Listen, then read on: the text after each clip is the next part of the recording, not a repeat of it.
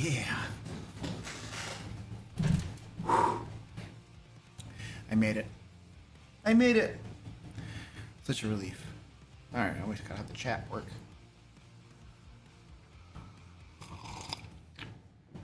Oh, baby.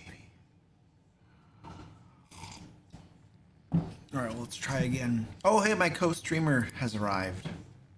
Come on. Come on, get up here, you moron. Come on.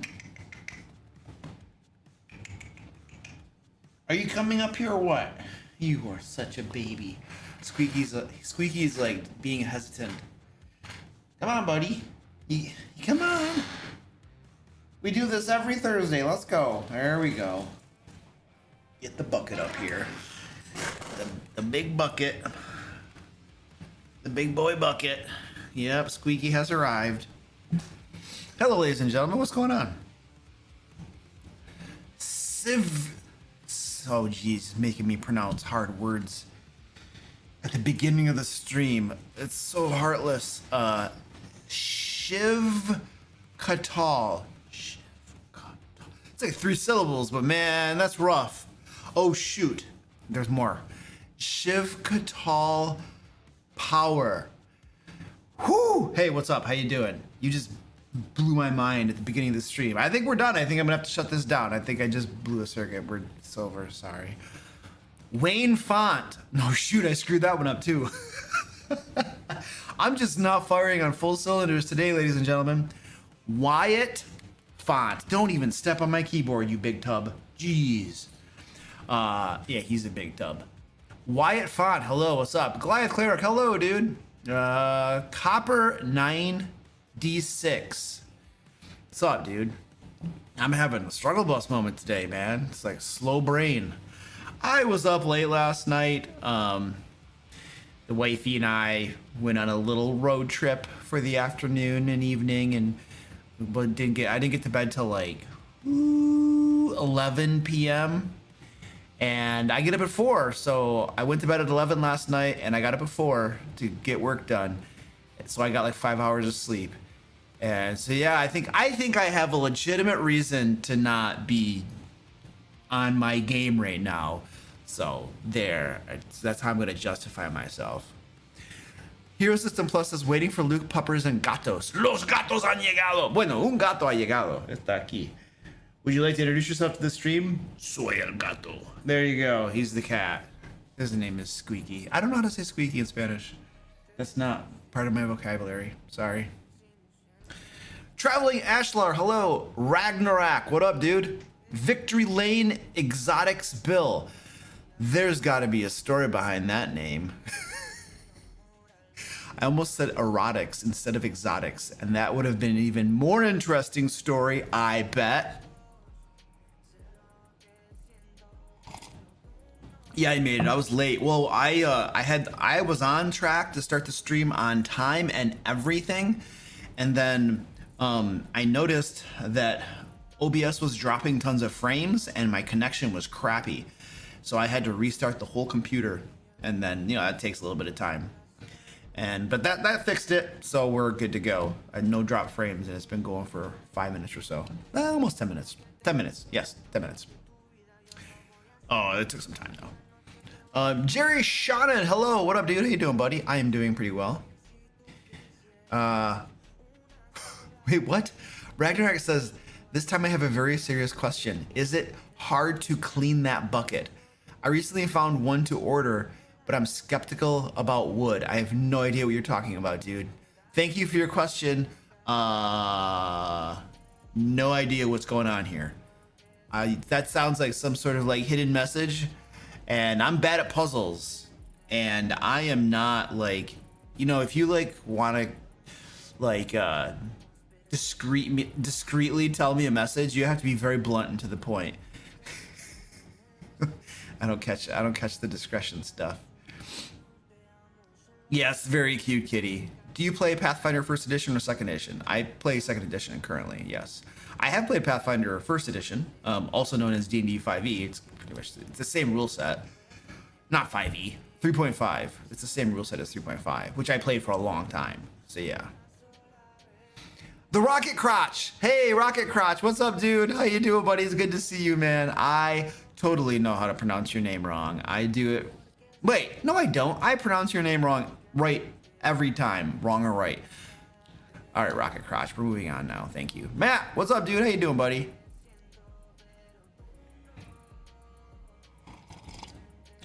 All right, let's go full stream. It's time to start. Wee! Hello, ladies and gentlemen. What's going on? I just got big. I got big and red. I was cold. Like, okay, so I'm doing this thing. Let me explain this. So I'm doing this. I'm fat, right? So I got to lose weight. I got like a gut and stuff and other undesirable things hanging on my body that need to like not do that. So I'm trying to lose weight. And what I'm doing right now is it's basically they have like fancy, stupid, like, you know, stupid YouTubers who make fitness videos. Like, you know, I'm a stupid YouTuber, so I can call them stupid YouTubers.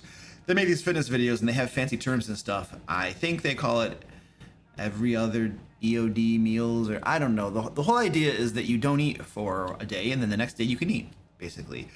It's like you literally do like a 36-hour fast, because you know, it's a whole literally 36 hours, and then you eat for like 8 hours or something like that. That's how it works out. But anyway, today's a no eat day. And the thing is when you don't eat anything, what I've noticed, and there's probably some like fancy scientific garbage around this, but when you don't eat anything, you get cold really easily. So I haven't eaten anything since last night, around like 11 p.m. or so was my last little snack. And you just get cold really easily. I've noticed this, and I've done these like, you know, 36-hour fasts things before, and I just noticed that I get cold easily when I haven't eaten anything at all. And my wife was like, yeah, that she had like she's smarter about that than I am apparently, because she told me why and crap once, and you know that didn't. It's like whoop whoop, and I forget why, but she had some scientific-y thing where she was like, this is why it happens. So anyway. All right, so anyway, that's why I have a sweater on, because I usually don't wear sweaters. I'm usually pretty warm, but today I was like, right before the stream, see, I had to tell you a long story of why I'm wearing a sweater. I had to justify my use of a sweater, apparently. I don't even know why. It's actually more like a hoodie. I don't know why I felt the need to justify my use of a sweatshirt instead of just a t-shirt. I have a t-shirt on too. You can see my t-shirt. I literally have a t-shirt on too. Just in case you're wondering if I was just going freeform commando beneath my sweatshirt. I am not. I have a t-shirt on. I'm good. Okay, anyway. Well, we should probably talk about D&D and crap, shouldn't we? Just gonna be like, oh, let's just talk about the fasting and stupid crap, and yeah. Okay, squeaky in Spanish. Cool. So, oh man, you gave me a good one. Chirriante. Oh, okay, I'll have to practice that one. You gave me like the double R crap, so I'm like, oh, ferrocarril, baby. Okay, I gotta practice that. Actually, I don't have a problem with double R's. Chirriante, but that's interesting though, because the CH before it makes it a little bit tougher to say. Chirriante. Okay, that's a little forced right now for me, but I'll practice. He's biting me already. What? You don't get enough attention around here? You want me to throw you a beating? All right, calm down over here. But the beautiful part of a sweatshirt is that when he bites me, I have like leather armor on. Oh, dude, I have armor on. I'm not like, you gotta have to bite me harder if you're gonna get through this stuff. That's a challenge. He's coming at me. He's like, I'll go at your throat, man. Give the kitty an extra pet for you. Okay, there we go. Look at that. Ooh, wee. Look at that fluffy bucket. Jeez. Look at that thing. It's hanging there, flopping around. Our dog is on a diet. Let me show you. Come here, doggy. Come here. Okay, she's just gonna lie in her bed and look at me and wag her tail. Hold on a second. Oh, where's the button? Okay, so this is our dog. She is a Chihuahua. I think she's a mix between a Chihuahua and a Jack Russell. And one of my players in one of my games in my Patreon, I run a D&D 5e game for my patrons, and one of them sent me a link to like basically a test I can do. I can like swipe some saliva and send it in, and they'll tell me like what kind of species and all of her like breed mix and all that kind of crap is. I got to do that. I keep not doing that. But anyway, I think that she is a mix between a Chihuahua and a Jack Russell, because I was looking at photos and that looks pretty close to what she is. But anyway, what was I trying to say? Oh yeah, she's on a diet because she's getting fat, because she steals cat food. Like we used to have cat food staged in a couple different places in our house because they're cats. We have 7 cats. Is it 9 or 7? I can't. Jeez, I gotta count them. 7, right? Yeah. Wait, hold on a second. We got the pasta kitties. We have mommy 1, orange, squeaky, square. No, we have 8. No. Then we have old man, Twitch. We have 9 cats. I can't keep track. We have 9. We have 9 cats. That can't be right. We have the pasta kitties. We have mommy 1. We have squeaky. We have orange. Mommy, squeaky, orange, squirty pie. Twitch. No, it's 8. That must be 8 cats. Oh my gosh. Anyway, we have food staged for our cats. However many cats we have food staged for them. And she, our little doggy here, her name is Princess Tragedy. She will go steal food from them, like just clean their dishes, in addition to what we give her. And so we notice that she's getting, she used to be like, dogs are supposed to be, when you look at top down, they're supposed to be like, their stomachs go in a little bit, you know, you can see a curve in their body. Well, she was starting to flatten out, where she was just top down flat. There was no inward curve. It was just flat. And I could feel below that she was getting a little bit of bounce in there. And just, well, she's pretty tight. She's pretty tight still, but I could tell that she was filling out. And so then I had caught her multiple times eating cat food. And I'm like, yep, she's eating the cat food. She's eating all the cat food. So dogs can't control their eating habits. Just kind of like me. I eat whatever's in front of me. So anyway, she's on a diet. If we didn't put her on a diet, she would eventually not fit in her cute little Santa dress, or her little Santa's helper dress, or whatever you want to call it. So anyway, so that's my story. My dog also being on a diet. If you're interested, I'm sure you are. I'm sure you just love this crap, right? Look at him. There he goes. He can't get through it. He can't get through my armor. I might wear this more. Jeez. Because this is what he does. He bites me the whole stream. Okay, so we should probably get going. We do have a giveaway going on today, ladies and gentlemen. You can join the giveaway at the link somewhere in the description, not the description, the chat. Hopefully we can get a moderator, or maybe Nightbot. Nightbot looks like it's working, so you can just click that, enter the giveaway.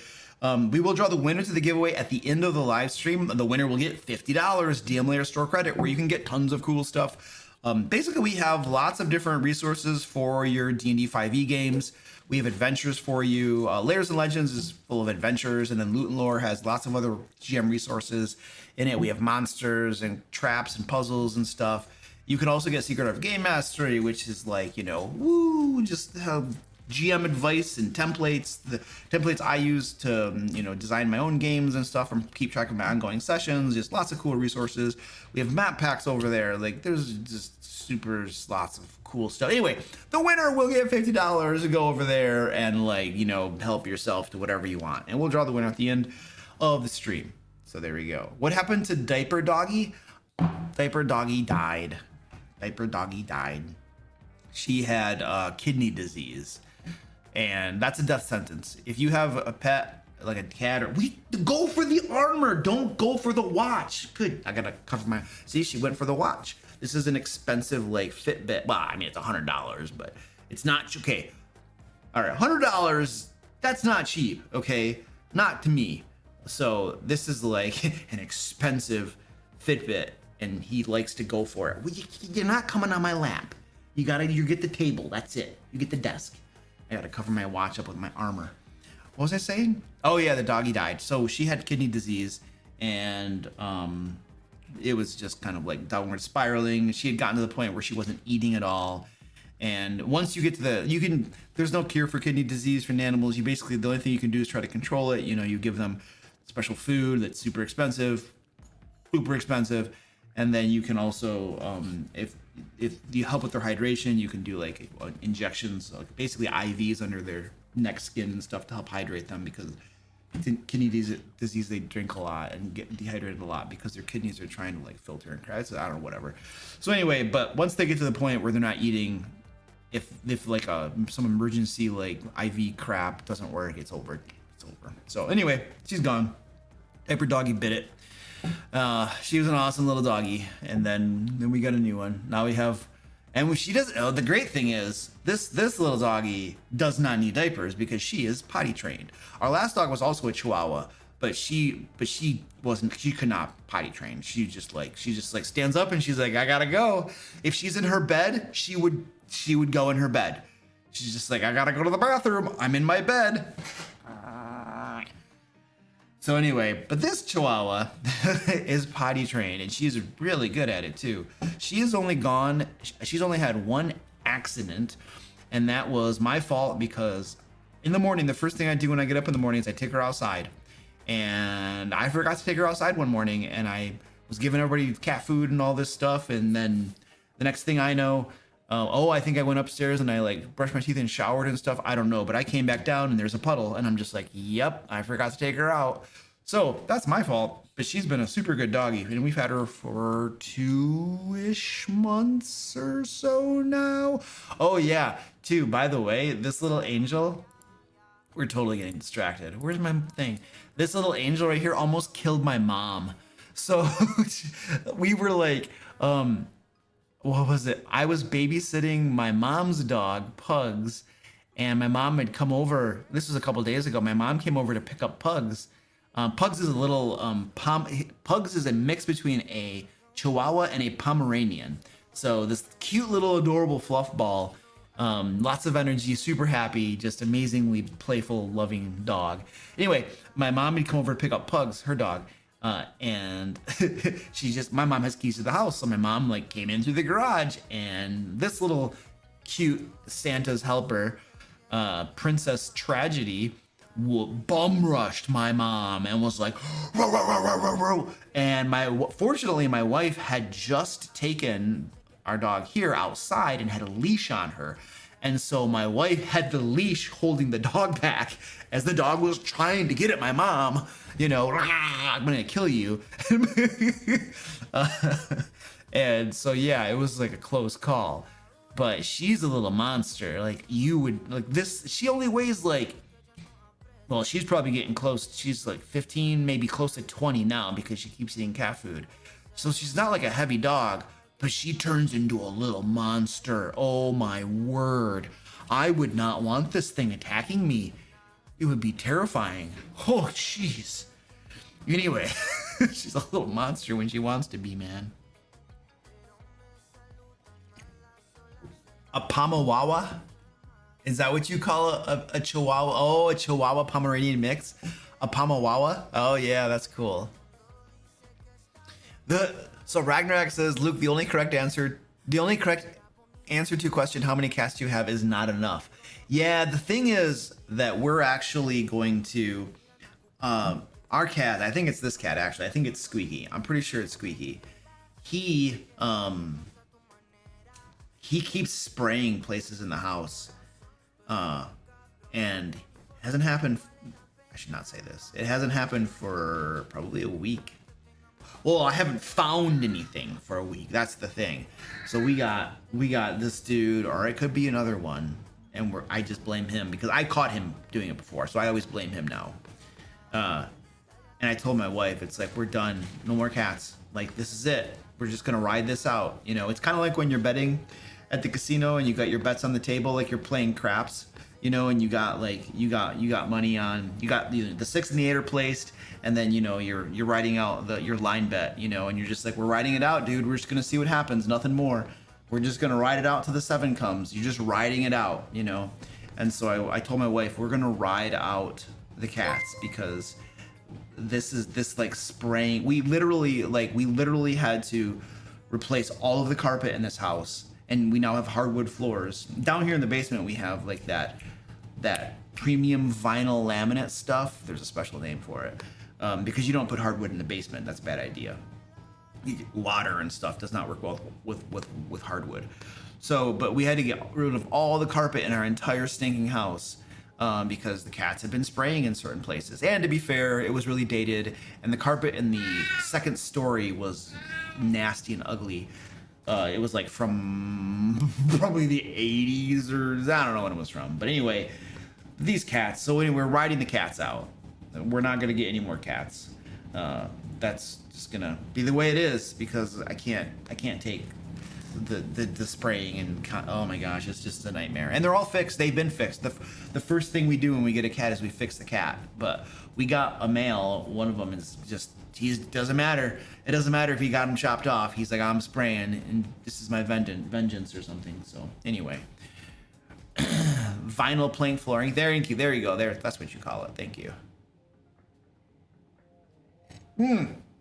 The litter boxes. Yeah, there are 2 litter boxes on the first floor, and then I have 1, 2, 3, 4 of them down in the basement here, which is where the cats spend a good amount of their time.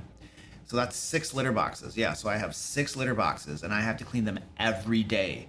You don't clean those things every day, you got problems. And the cost. I probably spend easily about $100 on litter alone every single month. And now I have 1 cat confirmed kidney disease, and 1 that probably has kidney disease, and another one that doesn't, but I don't know, she's old. So now we have to have this special premium kidney disease cat food for our cats. That's $200 a month. These things, they're adorable and I love them, but man, they're expensive and ruining my house. So we're riding them out.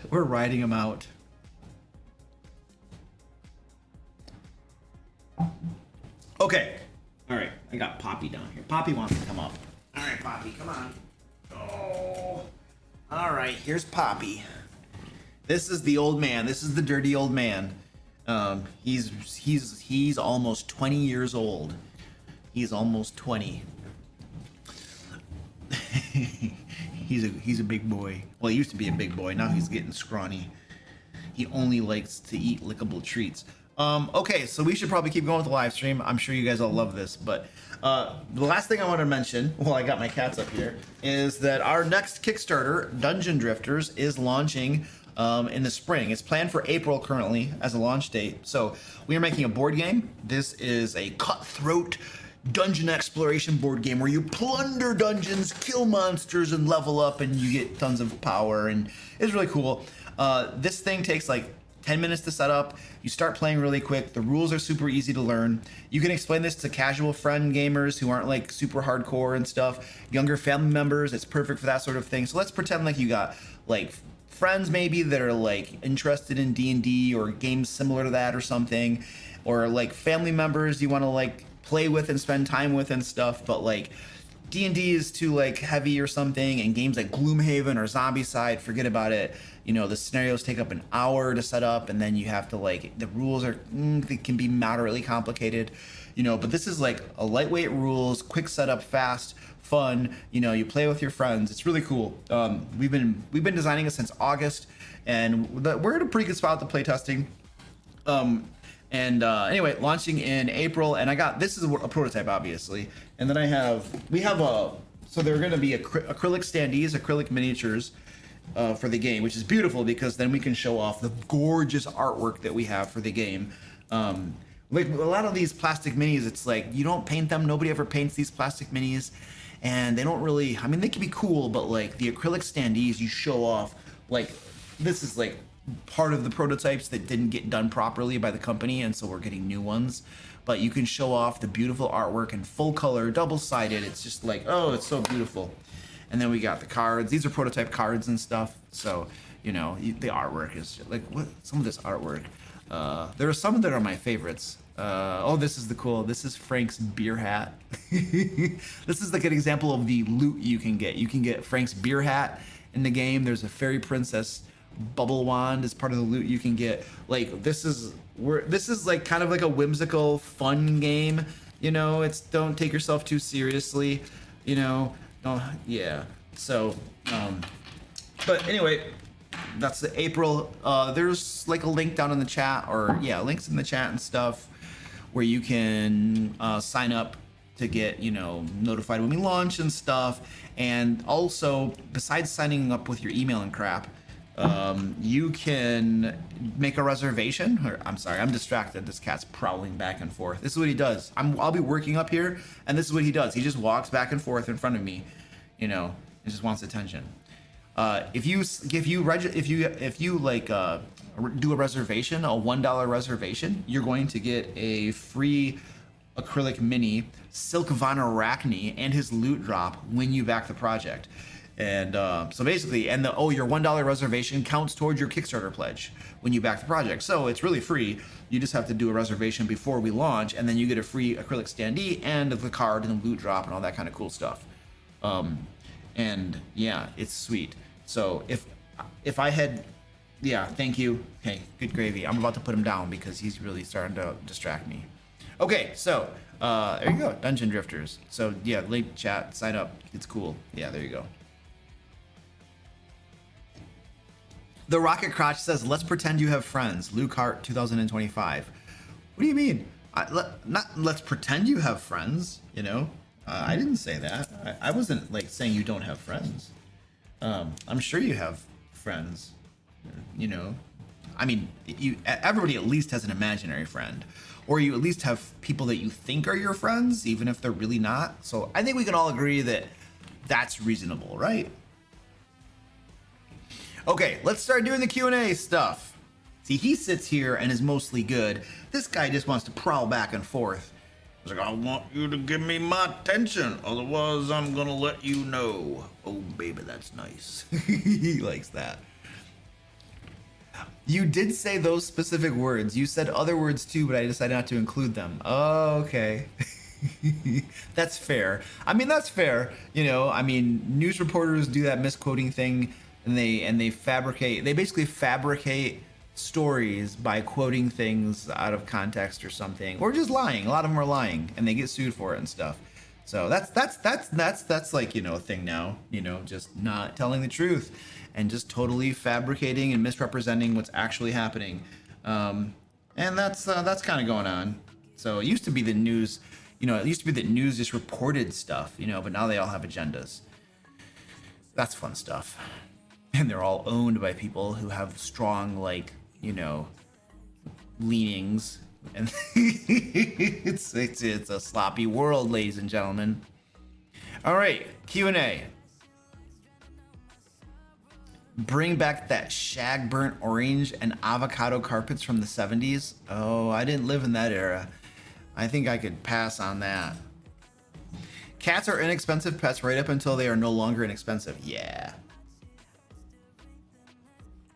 Yeah, I have a black cat, Copper Eye. Come on, man. You can put your hair in my coffee. Dude, you got hair miles in my mouth. Don't look at me like that. It's your fault. You cover with hair. He's biting me. It's a big bite. I got hair in my mouth and I can't get it out. Man. Got coffee. Oh, I can see it, man.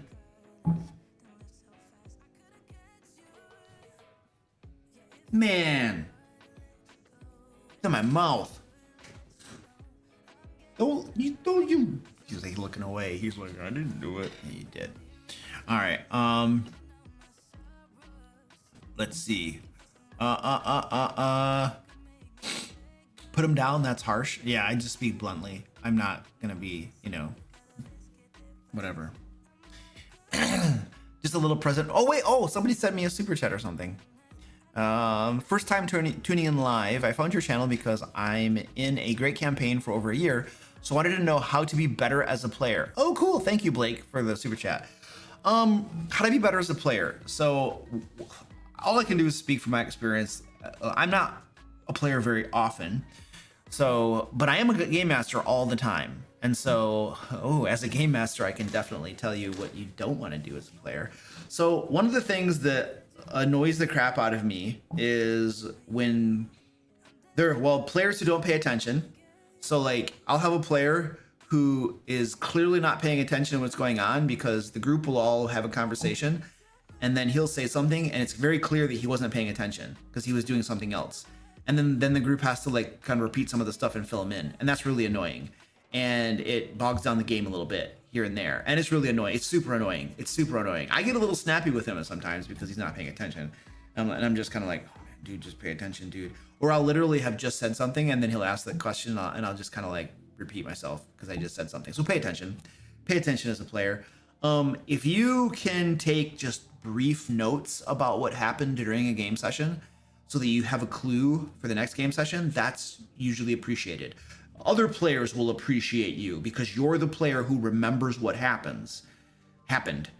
So what I do is when I'm a player, I have a notebook and I will literally just, after a game session is over, I will write down, it's usually a paragraph of about 5 sentences, maybe more, but I usually try to keep it succinct.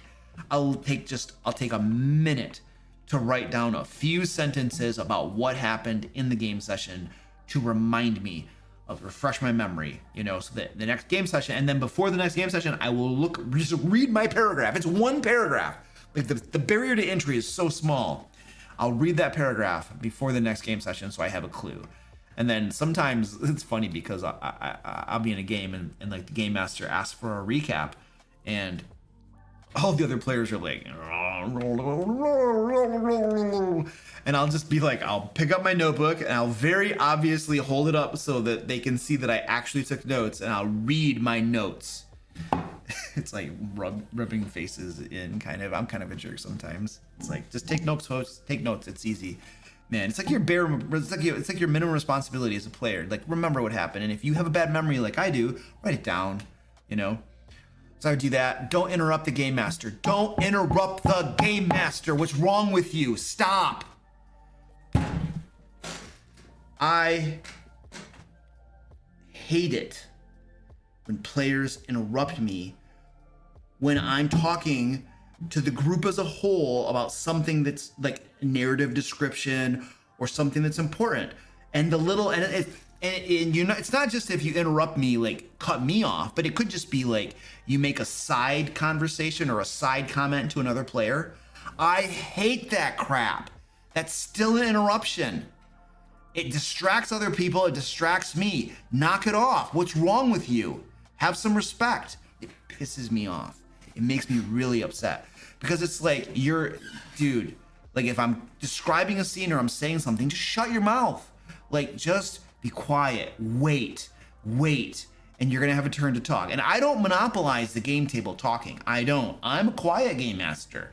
I sit there and just listen and wait for my players, and then I adjudicate where needed. It's not like I'm sitting here like, I know I run my mouth a lot. I have a big mouth on YouTube and blah, blah, blah, blah. But in my game sessions, I'm quiet. I tend to be pretty quiet. I listen, I pay attention, I adjudicate. That's how I run my games. I don't talk a whole lot. So it's not like you have to cut me off to say something. It's not like you're not gonna have a chance to say that side remark to the other player. You're gonna have a chance to talk, right? So, yeah. Don't cut me off. Don't cut off other players either. It's the same thing. If somebody's talking, shut up and listen. It's simple, right? It's common courtesy. So don't interrupt people. Be nice. What else? How to be a good player? Make a character that wants to be an adventurer and that will stay with the group. Don't be a friggin' blacksmith and be like, I'm just gonna run a store. It was like, well, we're playing Waterdeep Dungeons and Mad Mage, and you just want to like be a blacksmith? Yeah, that's what my character would do. Well, then make a new character. Also, stick with the group. Be a group player. Don't be the lone ranger who's like, you're like, yeah, I'm like, I don't like being around people, so I'm just gonna like go off and do my own thing. And so don't do that. Come on, man. What's wrong with you? Like, it's a group game. Make a character who wants to play with the group. Okay? It's like, well, that's what my character would do. No, if you have to justify sleazebally actions from your character by saying that's what my character would do, it's really your fault because you made the character. So yeah, don't do that. Don't be a sleazebum ball something. Don't be a bad person.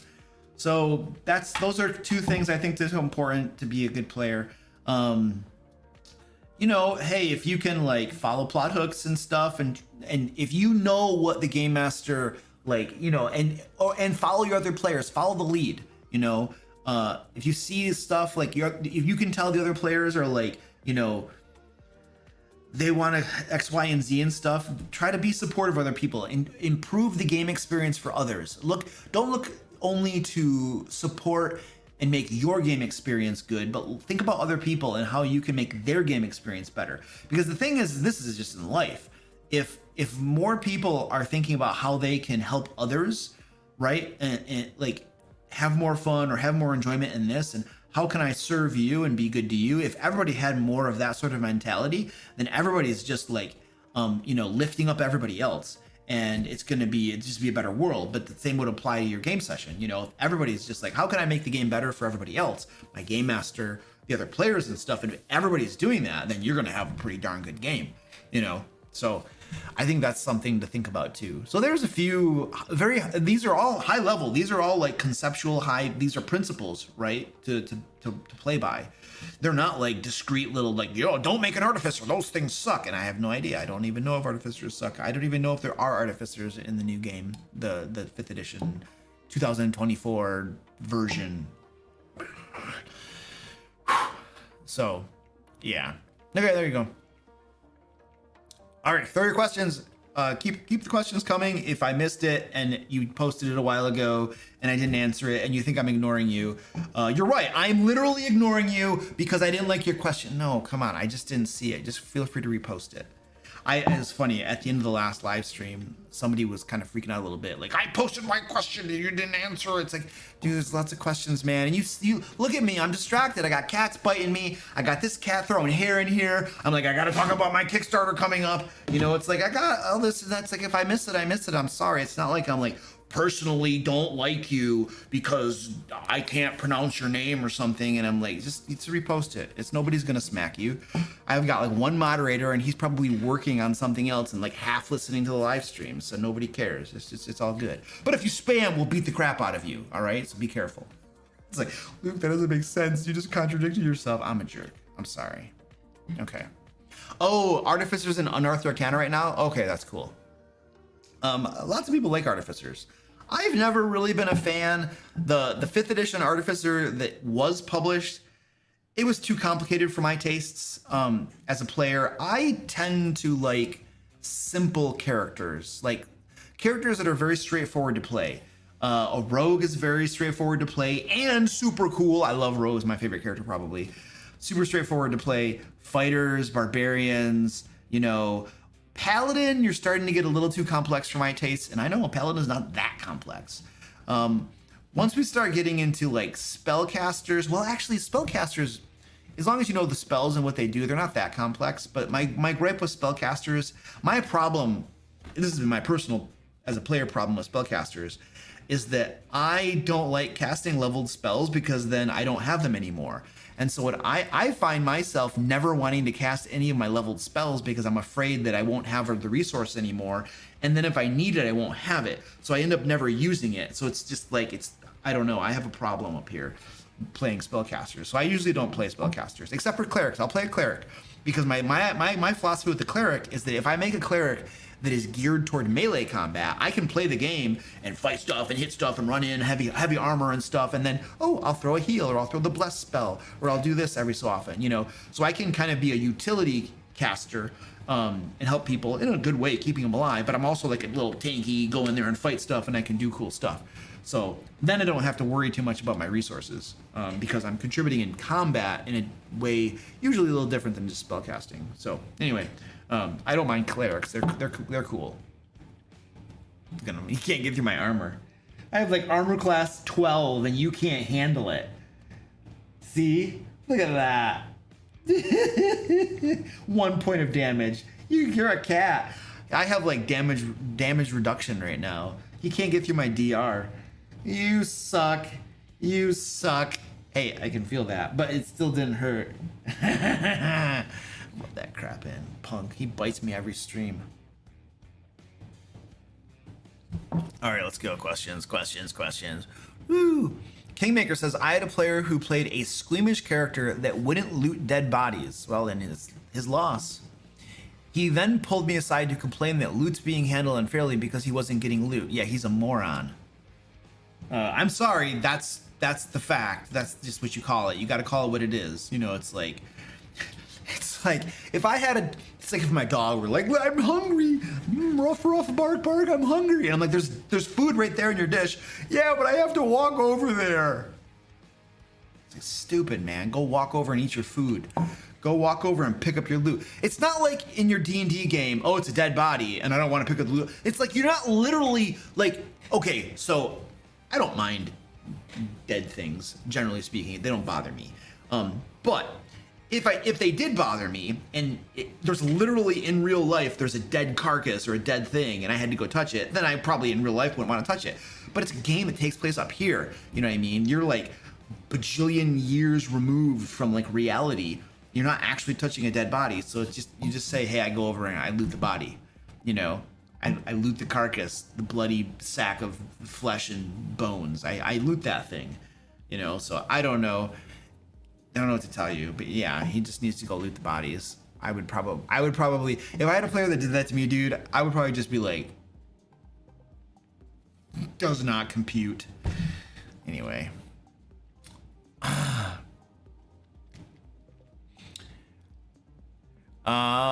Victory Lane Erotics Bill says, how can I have an NPC keep track of the party without having NPC with them? Basically a bard that sings songs of their adventures, and I don't want it to be a DMPC. Oh, well, you know, I would probably do something like have, maybe they pay for the services of a wizard who can do some scrying every so often, or maybe they have like some sort of special bird familiar, or maybe a squirrel familiar that follows the characters around, and every so often the bard uses a little scrying ball to like view them and just watch them and listen, you know, kind of like a spider on the wall type of thing. But the bard, here's the thing, your bard, essentially, he needs to tell stories of the heroes or tell stories of different things.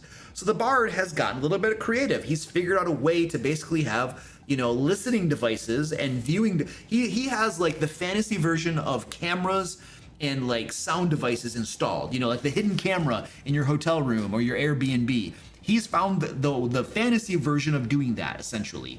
And get creative, like I gave you a few ideas right there. But yeah, you basically do something like that, you know? And here's the thing, as long as you as the game master have an inkling of what the bard is doing, it doesn't, no, you're starting to get a good bite in right there, but you still didn't get through my armor class. Yeah. He's like, I'm trying harder. You're mocking me. My 1 hit point of damage. Yeah. Yeah, but just get creative, and as long as you know, kind of, I have an idea of what the bard is doing, then you don't have to worry about like the actual implementation of it, like the rules around it, or like, does this spell really exist, or is this even possible? Like NPCs, monsters under your control, they have special rules. They're the rules that you make, like they can do it, period, end of story. And if the players don't have access to it, well, that's the players, they haven't researched it yet. They haven't found that spell or that trick of doing it, and that's their problem. And if they want to solve it, they can, perhaps. But your NPCs can just do it because you need them to, and that's your game world, and that's the story, and that's what's going on. So I would do stuff like that, and especially since it's not like you're getting an unfair advantage with it or anything. It's just like a way to justify it. Besides which, our monsters and our boss fights and stuff, they always do crazy cool stuff that the players don't have access to and just aren't able to do. So it's not like you're doing something that's like against the rules or something. Oh no. Oh, you're gonna get it. I'm gonna fluff you. Oh yeah, you had a good fluffing. Still didn't hurt though. All right. Luke, how descriptive are you to your players for scene setting? Would like to see some of your sessions. Oh, I have tons of game sessions. You can watch my game sessions. So I have another YouTube channel called The DM Lair Plays, and you can watch all of my Pathfinder 2 games over there. And well, my other games are, you can't watch I run D&D 5th edition games for patrons, but those are not publicly available for viewing, so you can't watch those. You can watch my Pathfinder 2 games. How descriptive, I mean, I'll show you how descriptive I am. I can pull up one of my planning documents and I'll show you what I do. Give me a second. And I mean, I make read aloud text for almost all my adventures that I run for my games. I literally make my own read aloud text, and I mostly just read it. It's not hard. It takes some time. It's not hard. So let me go into my core bad ear campaign. I'm running this. This is my Shadow Dart campaign that I'm running right now, and I just gotta find it really quick, and then I'll show it to you. I don't have it handy because I wasn't planning on doing this. So you're gonna have to bear with me. You have to calm down. Just take a deep breath. Take a deep breath as I click things. Okay, just in and out. Count to 10. You'll be okay. Like, Luke, we're fine. You're the one freaking out. Okay. All right. Well, then I'll take a deep breath. All right, now I'm gonna show you my, oopsies. Now I'm gonna show you my screen. He can't get through my armor. He can't do it. You suck. I can't find it. Where is my monitor? There we go. Okay, so like, I don't know.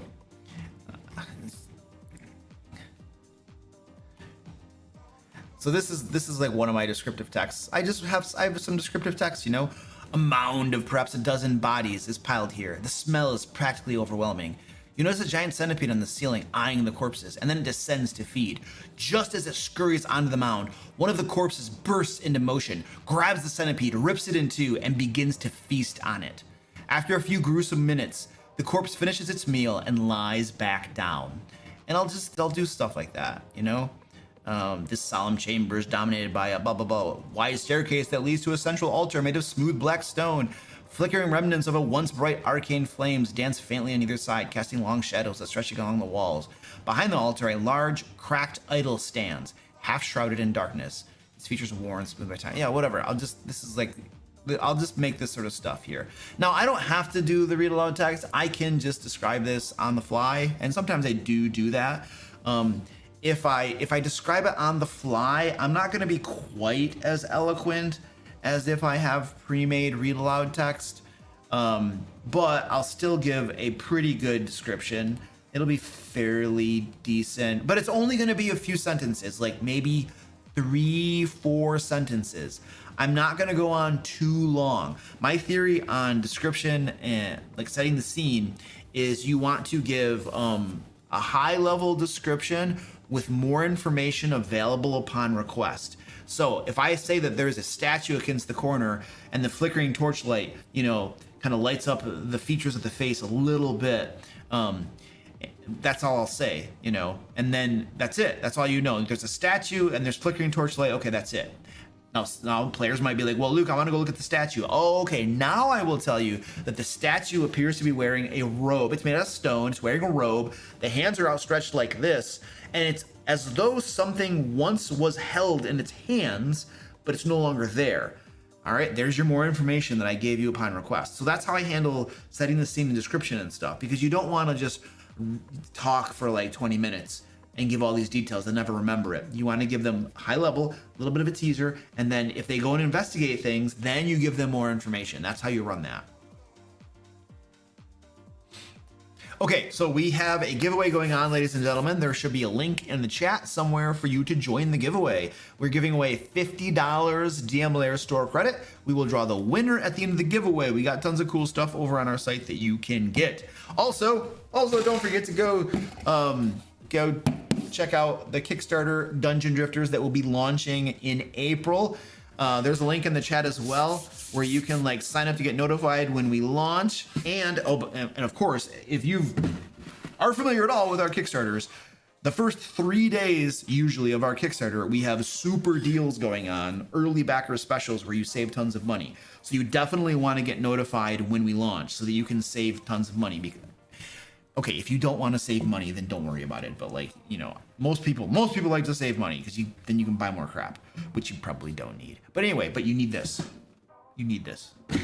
So this it's a board game. You basically you go into dungeons, you kill monsters, you plunder their loot and stuff. It's super fast to set up. You start playing in about 10 minutes. The rules are super easy to explain. Casual friends, you know, family, younger family members. It's really cool, and the artwork is killer. The artwork is super beautiful. So these are some of the mock-ups of the acrylics. We have full color acrylic standees for miniatures, and then we have beautiful cards. I'll probably show off the cards. I have like prototypes right here.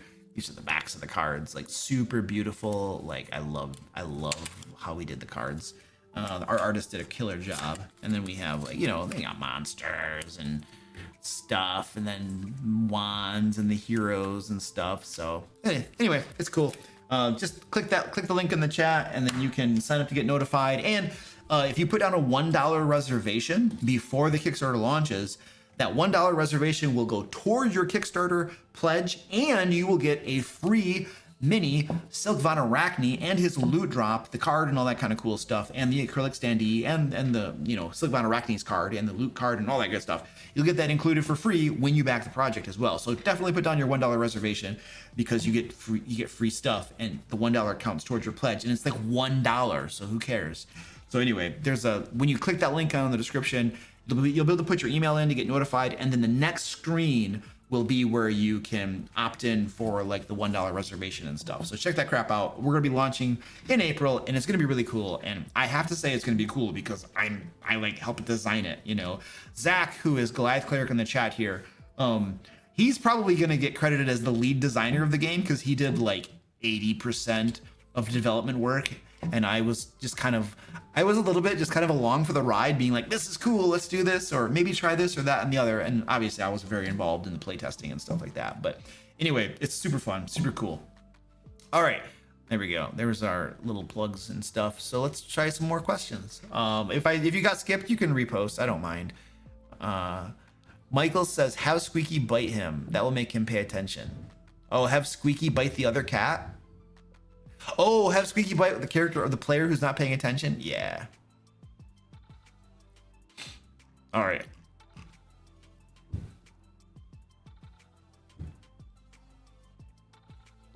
Are you excited for the Rune Lord in Pathfinder 2 Remastered? I'm not familiar with the Rune Lord, and I don't actually play Pathfinder 2 Remastered. I play the Pathfinder 2 original books.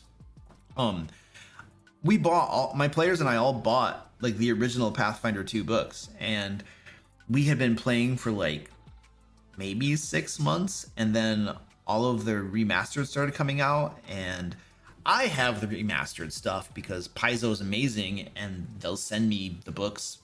I just tell them what I want, and they send me this stuff. So I love Paizo, so I have all the books. My players don't, and I told my players, I'm like, look, there's not too much of a difference between the two of them, and you guys all just bought the books, so we're not gonna go remaster to make you guys buy the books again. We're gonna just play with the books we already have, and we're gonna be happy with that, and that's fine. So no, I don't really follow the remaster stuff a whole lot. I do like the remastered books more than the original, because they did a much better job of organizing the books, and especially the table of contents, so I can actually find stuff a lot better. So I think they did a really good job on the remastered, and I know they made some quality of life improvements and stuff.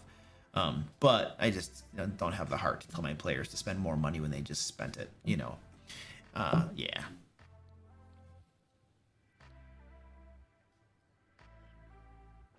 Yeah, cat hair. There, I got it. Just wipe that off of my pants, because I am a slob. Annalise says, Luke, I appreciate that you included smells in your description. In my opinion, smell is an often overlooked and useful nuance. Yeah, I think so. Generally speaking, if you can invoke more senses, you're better off. So if you can get 3 senses in, I think you're good. What you can see, what you can hear, and what you can smell. If you can hit those, then I think you're doing pretty good. Feeling might work. It might feel cold or hot. You might feel a breeze up against your skin or something. Taste, you're not gonna get that one, right? Like, what are you gonna do? You open the door to the room and you can taste the troll flesh. What? I'm not gonna put a troll in my mouth, boy. So yeah. But if you can try to hit 2 to 3 senses, I think you're doing well. And you have to be intentional about it. Like, you got to intentionally be thinking about it. Otherwise, our inclination, at least mine probably, is to just only talk about like what you see. But yeah, if you can mention what you smell or what you can hear or even what you can feel against your skin or something like that, yeah, that's gonna be good. How do you handle PCs always taking the first plot hook? If they take the first plot hook, I'm happy, baby. I gave you a plot hook. If you take any of my plot hooks, I support you and I love you and you are amazing. And I will like be nice to you and give you massages and pizza and like, yeah, stuff. All right, I'll read the rest of the question now. I find it hard to give them options because they always rush to do the first thing they see. You know, whatever. I don't care. I wouldn't sweat it. I would consider yourself blessed that you have players that take your plot hook, because some or a lot of game masters struggle with players who just won't take their plot hooks. So I think you have what we would classify a good problem. You have players that will just be like, yes, Dungeon Master, thank you for telling us, giving us a plot hook. Let's go, let's go, let's go, let's go, let's go, let's go. That's, dude, I will embrace that with open arms. And I'll just give them the plot, I'll just give them a plot hook that, whatever, I'll give them a plot hook. I won't, if they won't take options, then don't worry about options. Or if you know they'll take the first thing, then, you know, give them some options, but just, you know, they'll take the first thing. So what I would probably do, like, I wouldn't like prep any of the other options if I know they're not going to take them, obviously. But I would also probably present them with the plot hook that I think is the most exciting for me to run as a game master, and that gives them maybe a little bit of variety in their adventures. So it would allow me to curate their game experience a little bit better. So like if I know that they just went through an adventure that had lots of social interactions and exploration, let's pretend it was a political intrigue adventure and they had to infiltrate a ball that a noble was throwing, and there was tons of exploration and social interaction and talkie in it, but there wasn't really any combat at all. If they had just done an adventure like that, then, and I know they're going to take whatever plot hook I give them, then my next adventure is probably going to lean into the combat and be more like a dungeon crawl or something combat, because give variety to the game. So I think that if you know that your players do that, that's not necessarily a bad thing. And I would just use that to my advantage as I'm planning out the campaign and leverage that bad boy. You know, I mean, you can always talk to them and be like, hey guys, I just want to let you know that I give you multiple plot hooks and you're always welcome to take any of them. You could always give them that talk, you know, and you may have already done that and it doesn't do any good. That's okay. Don't worry about it. That is one of those problems that you're fortunate to have in many ways. And that is not worth losing any sleep over at all. In fact, I would embrace that problem. It's not a big deal. It's actually good. Don't worry about it.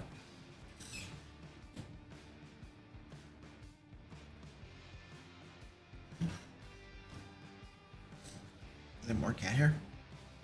That might have been a coffee grind. When you were talking about interrupting DM, I bet players asked about loot before DM finished describing the room is what gave us mimics. Maybe. Archives of Nethys is slow going currently. What does that mean? What do you mean it's slow going? Oh, like changing everything over to the remastered? Yeah, it could be. It takes some time. That's Archives of Nethys is not like, Paizo doesn't actually maintain that. That's a third party, a dude who just maintains that, is my understanding. And he just kind of does it because he likes it, he enjoys it. That's my understanding. You correct me if I'm wrong. So yeah, he's probably got a full-time job doing something else, and he's just gotta like, oh no, they changed all the rules. Well, they didn't change all the rules, but they made a bunch of updates to the rules, and now I gotta slowly change things over on Archives of Nethys, man. Yeah, he's probably having fun with that. Maybe they can taste the irony. Well, I do have a character that used bites to attack, but you can definitely smell the stinky troll. Yes, you can smell stinky trolls. Yeah. Christopher says it's hard to create a sandbox feel with multiple things available for doing if they always do the first thing they come across. Right. I mean, yeah, if you're trying to do a sandboxy game and they always do the first thing they come across, then you're right. That would be a challenge. Yeah. But if your players always just do the first thing they come across, then it sounds like they're not interested in running a sandbox. And the sandboxy feel isn't something that they really care about. Because if they did, their behavior would be different. So it's almost like the game master, you know, like if I'm just kind of like, you know, hypothesizing here. I'm hypothesizing, or I'm just creating a scenario where like the game master is all like, oh, I want it to be a sandbox with a bunch of options and cool, and they can do whatever they want, sort of thing, you know. And then the players are all just like, yeah, we'll take the first thing, let's go. And the game master's like, no, but I want it to be a sandbox. You don't understand. It's got to be a sandbox. And the players are all like, yeah, we don't care about the sandbox, dude. You just give us something to do and we'll go do it. We just want to come here and have fun, roll dice, kill monsters, get loot, and gain levels, baby. Arrgh! And then, no, but it's got to be a sandbox. No, we don't care about that. So it's like, yeah, I wouldn't worry about it. That's just me. It's like, you know, I'm old, so you got to pick your battles. And that's not a battle I'm going to pick. No way, dude. The battle I'm going to pick is the character, the player who keeps interrupting me or doesn't pay attention. Those are the battles I'm going to pick. Because those annoy the crap out of me. But players who follow plot hooks that I give them, no, I love them. They're my friends. Donald Fergus says, question, tonight, spacefaring high fantasy heroes are appearing on a late night TV show. Oh my gosh, we got like, I can tell I'm gonna give a bad answer to this question already. Oh, spacefaring high fantasy heroes, so like Spelljammer, okay, people, okay, are appearing on a late night TV show on a modern Earth-like world. Oh, there's so many things going on here. You're breaking my brain.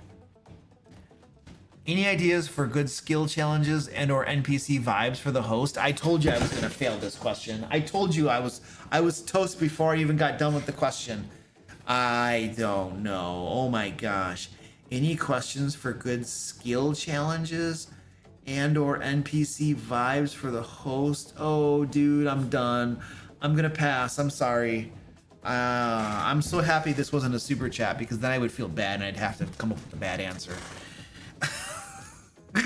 That's way too like out there for me. I'm sorry. Way outside of what I normally run games for. It's funny because this happened like this was a few months ago, but somebody asked a question and I passed on it and they got all upset and they were like, oh, some sort of experienced game master you are, can't even answer my question, and they got all mad and left a comment and stuff, and I'm just like, all right, whatever, dude. They're like, I'm out, unsub. Ooh. Okay, whatever. I don't care, dude. Calm down. I need to calm down. I'm the one freaking out. You're all just kind of like at home or something, or at work, multi-tabbed. You know, you're kind of like working while you're listening, and you're all just kind of chill. And Luke's freaking out, and you're like, I just come to watch the show, man. This guy's crazy. He tells us to calm down, but he's the nut job. Hey, Killer Kidney, what's up? How you doing? Nice hoodie. Thank you. I was cold. I am like fasting today, and so I got really cold, and I had to put a hoodie on. Now, but if you missed it, I was telling everybody how it counts as leather armor, and so he can't bite through it. Like he's been trying to bite through it the entire stream, and he has been unsuccessful, completely unsuccessful. It's beautiful. Wait, you're not omnipotent? No, I'm not. I don't know everything. Wait, omniscient. Wait, what's omnipotent? Is omnipotent mean that you are all powerful? Like, argh. Omniscient, does that mean you know everything? Omnipresent is when you're everywhere at once. Omniscient, I believe, is when you know everything. And then omnipotent means you're all powerful, because pot is like the root for power, I believe. So omniscient in science is, I think that means knowledge or something. So omniscience, I think, is all knowing.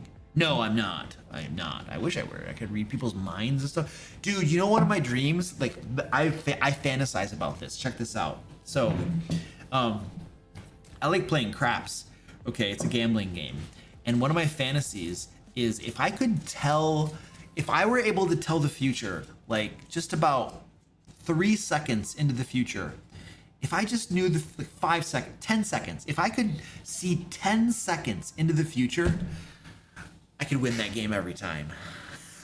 That's my fantasy. It's like if I could see 10 seconds into the future, oh, that'd be so cool. And then I wouldn't lose so much. Yes, Agile Monk, God is all three. Omniscient, omnipresent, and omnipotent. Yeah, I was correct. I feel like they took skill challenges out for a reason when they made 5e. Well, I love skill challenges. I use skill challenges all the time. And I don't think, when they went from 4th edition to 5th edition, they removed skill challenges and minions, which a lot of people like skill challenges and a lot of people like minions, but they removed those rules entirely when they went to 5th edition. And taking out the minions are pretty, like, the rule set and stuff has to kind of be made to fit minions in and stuff. And what they were trying to do with legendary actions, I think they were trying to make the possibility for a solo boss fight possible with legendary actions, and it's not. And layer actions, and it's not. Solo boss fights still suck in 5th edition D&D. So you always got to have other minions or helpers along with the boss. So, but I see what they were trying to do, but it doesn't work. It didn't work. It still doesn't work. It still sucks. And I don't care. I don't care if they're like, well, we're like super professional, experienced game designers. Nah, it doesn't work. Solo boss fights never work.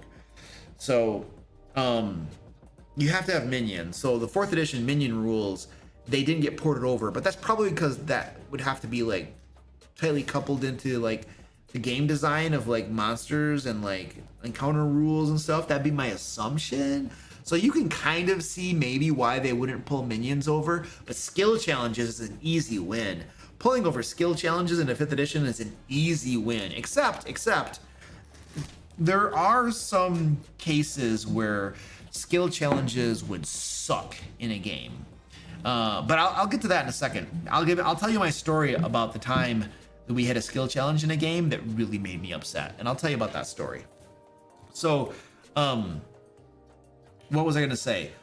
I suspect that the reason that skill challenges didn't come over from 4th edition to 5th edition is simply that 4th edition was such a failure that they were pretty much like, we have to scrap the whole thing, throw the whole thing in the garbage and start from scratch, because wow, we practically destroyed our company with 4th edition. You know, so I think they just scrapped everything and started from zero. So they essentially threw the baby out with the bathwater, so to speak, you know, because they could have kept skill challenges and 5th edition would have been better, and they could have kept minions and 5th edition would have been better. But I think they just threw everything out and started from scratch because 4th edition was such a failure. Financially, it was a failure. And you got all the defenders and people be like, I love 4th edition, and okay, whatever. But financially, from a company standpoint, it was a failure, and it really set them back big time. And, you know, 5th edition, unfortunately, and thanks to Critical Role and, like, you know, other things, 5th edition took off and people like it a lot, you know, and that kind of saved their butt. But 4th edition kind of killed them in a lot of ways. So they just threw it all out. So that's my theory on why some of the good things from 4th edition didn't come over to 5th edition. Because they're just like, start from scratch, baby. Set things on fire. So now the skill challenges. I was once in a game where they had a skill challenge. This was a horribly designed skill challenge. So I paid $2,000 to play in a premium tournament with famous game designers. From many of them have designed for Wizards of the Coast, or they're just really well known in the industry. Almost all of them had designed for Wizards of the Coast. Anyway, I was playing in this premium tournament at Gamehole Con, and one of the games had a skill challenge in it, and it happened to be 4th edition. It was the 4th edition game, and it had a skill challenge in it. And the way that I run skill challenges, and the way that I believe a skill challenge should be designed is that a skill challenge is, even if you totally fail a skill challenge, it's not going to result in complete failure. It won't result in a failure state. It will result in a very bad state. So if you completely fluff the rolls on a skill challenge and the dice just go against you and there's nothing you can do about it, you're not going to just fail, right? You're just going to be in a worse position. So you're trying to sneak past the goblins and you fail the skill challenge. Well, the goblins don't kill you because you failed the skill challenge. The goblins spot you and they whistle for reinforcements. So things are bad, but you don't have an outright failure state. And that might not be the best case for the use of a skill challenge, but it's the example I came up with on the spot. So, you know, bear with me here. But in this game, this expensive tournament, this 4th edition skill challenge was designed such that if you fail the skill challenge, you TPK. You just die. Your party all dies. That was the skill challenge. And the problem with the skill challenge, one of the problems with, and this is why you don't design a skill challenge to result in total failure, is that yes, you can kind of make some meaningful decisions in a skill challenge, like which skills I'm going to use and how I justify using that skill in that situation. So you kind of have some agency in a skill challenge, but your agency is limited and you're mostly at the whim of the dice. And even if you decide, and you almost universally, every player will decide to use their best skill in a skill challenge and figure out a way to justify its use. And so you're almost always using, if not your best skill, one of your best skills. And it doesn't matter though if the dice roll like crap. And in this skill challenge, we were being smart, we were using our good skills, and we were justifying it and all this stuff, but our dice would not roll above like 5 or something. It was brutal. It was bad die roll after bad die roll after bad die roll. And after what, I don't know how many failures it was, 5 or something, we were essentially, the skill challenge at that point of failure, you were in a room full of lava, if I remember correctly, and you just die. And so we failed. And this is a tournament too. You're trying to win the tournament, right? This is kind of like an old school tournament, you know, back in the day. That was the idea. I don't know if it was the same thing as those. I don't know if it was actually designed the same way as those were, but that was kind of the idea. And so we failed. We all died. We all TPK'd, which resulted in us. Of course, we had no chance of winning the tournament at that point because we TPK'd. It was the worst thing that could happen in a tournament like that, I think, and unless I don't understand them properly. So yeah, we failed it because the dice wouldn't roll well. Now you can say, well, Luke, you know, you could be in combat and the dice could roll poorly and you could still die. But in combat, you can make some meaningful decisions.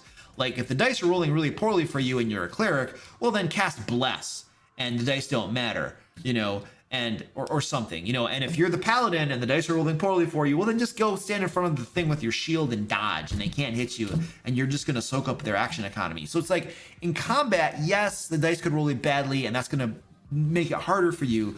But I feel like you have more agency and more choices in combat in other situations. Whereas in a skill challenge, you're just locked in, and if the dice go badly, you suck.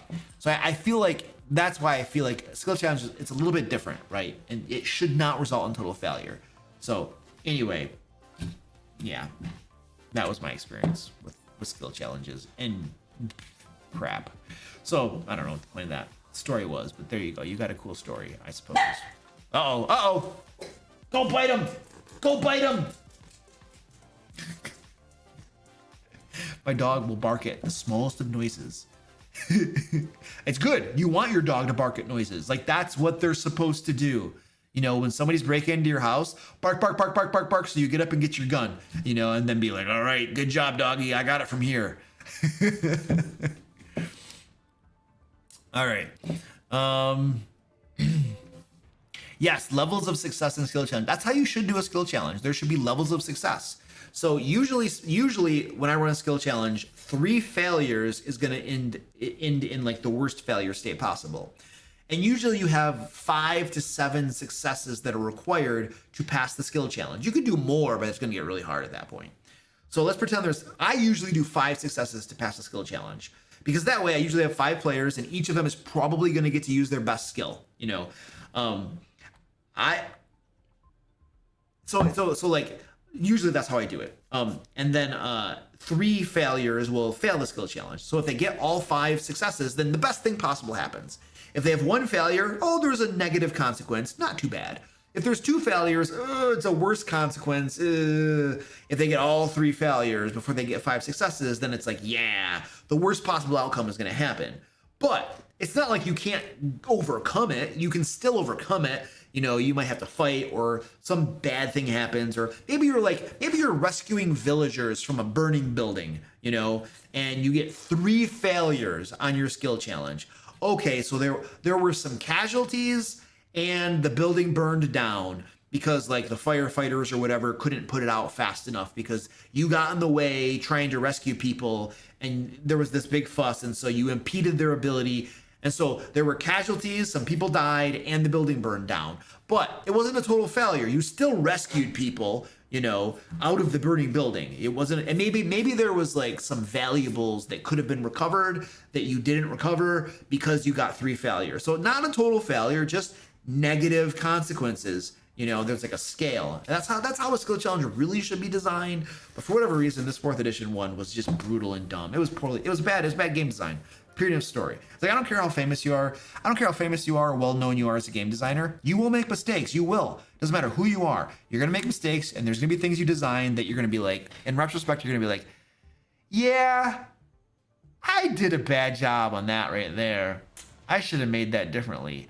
And sometimes you flub it, you know, and it doesn't occur to you. It doesn't matter how much experience you have. It happens to the best of us, you know. So it's not like I'm like blaming the game designer who made that 4th edition skill challenge, like, oh, you're horrible. It's like that crap happens, you know. So like whoever that was, I don't know which one of the game masters actually designed it. So it's like, it's not like I think you suck. It's just like, yeah, you made a mistake, but we all make mistakes. So, you know, just change it for the next tournament, please, for the love of all that's holy. Change it for the next tournament so that those players don't have to suffer in the same way that we did. Okay. I'm gonna get a refill of coffee, and then I'm gonna bio and stuff. I'm gonna play you some stupid video so you can watch it. But while you're watching the stupid video, if you don't want to watch the stupid video that I'm gonna play you, then what you can do in the next 1 minute or so that I'm bioing is you can go over to our pre-sale site for Dungeon Drifters and get signed up to be notified when Dungeon Drifters launches. This is our next Kickstarter. This is a board game. You go into dungeons, you kill monsters, you get loot, you power up, and you beat your friends. You become the greatest drifter of all. This is gonna be launching in April. Follow the link in the chat and you can sign up to get notified when it launches, and you can put down a $1 reservation to get a free mini Sylvan Arachne and his loot drop when you back the project in April. And that $1 reservation counts towards your Kickstarter pledge. So you're basically getting a free mini by just doing that stuff. So anyway, link in the description down below. I'm playing the stupid video. Go sign up for Dungeon Drifters and I'll be back in like a minute. I gotta find a good, where, come on, baby. I'm gonna do that one right there. Are you a dungeon master? Do you want to be a dungeon master? Do you have blue face paint on your face? If the answer to any of these questions is yes, then you're just like me. Not only do you enjoy smashing players in the face with your axe every time they metagame, but you're also a busy person, and while prepping for a D&D game, well, sometimes that's hard. And as much as you'd like to force one of your players to run D&D for a change, well, they all suck, so it's pretty much up to you to be the forever dungeon master. And that's exactly why I get out my crayons every month and write a new issue of Lair magazine. Well, I mean, it's not just me, I have a team of people too. We all get out our crayons and write it, but yeah. Anyway, every issue of Lair magazine contains 5th edition Dungeon Master resources to help you reduce your prep time while still running amazing games for your lazy, good-for-nothing players. Every issue of Lair magazine contains 2 to 3 adventures complete with maps for online play. You know, we also sprinkle in other stuff like puzzles and traps, which, let's be honest, both suck to have to make yourself. So, I mean, wouldn't you rather just become a DM Lair patron and pay me to write them for you? I mean, you know, my team and I, with our crayons? Now, if you love your wonderful players as much as I do, consider helping me to meet my sales quota by becoming a DM Lair patron today at the link below. You'll get a new issue of Lair magazine every month and other cool stuff like map packs and bonus adventures. Okay, that's it. Please become a DM Lair patron now or I will find you. Hey, I'm back. All right, cool. Oh, more coffee. Oh, it's gonna be hot. Careful, Luke. It's gonna be hot. Wait, can I drink my coffee? You're like, I gotta come back. Oh, come on, Squeaky, get up here. I told you it was hot. I didn't listen to myself. Come on. Come on, you big baby. Get up here. I have to like lean back and then he feels more comfortable jumping up. Otherwise, it's like I'm looming over him. Come on, buddy, cooperate. I'm doing everything. I'm assuming the position. Let's go. Get up here, you big tub. All right. There we go. Get that fluffy bucket up here. All right. Oops, sorry. Just hit me in the face. You just hit me in the face. Oh yeah, bite me. I got cat hair all over my sweater now. Oh my goodness. All right. What we're gonna do now? We're gonna keep doing the Q&A and stuff. So keep dropping your questions down below. One of the things that I do is I have a form linked in all of my videos where you can ask me questions. And so every so often, people will drop me a question on that form. So what I'm gonna do now is I'm going to go to that form, and I think I had 3 new questions on there. So we're just gonna answer these 3 questions here really quick, just to take care of folks who are leaving them there. And then we'll come back to answering everybody's live questions. So, all right, so let's look at this. First question, if you leave a game, regardless of why, what is the etiquette for the PC left behind? Is it still the property of the player who left, or can the DM take it over and play it as an NPC? Oh, I know what the right answer is. I know what most people would say. Okay, and then I know what Luke would do. So I'm like rolling my eyes here. So probably what most people would say, they'd be like, oh no, that PC belongs to that player. It's their PC, and you are not allowed to turn that into an NPC to do whatever you want with it. That would just be wrong. That would be like, I don't know, an invasion, a break of trust or something. Like, you can't just take that and turn it into NPC to use as you will. That is that player's character, and even if they leave the game, you are not allowed to do anything with it. So I feel like there are going to be some people that follow that line of reasoning and stuff and are going to tell you that you can't do something.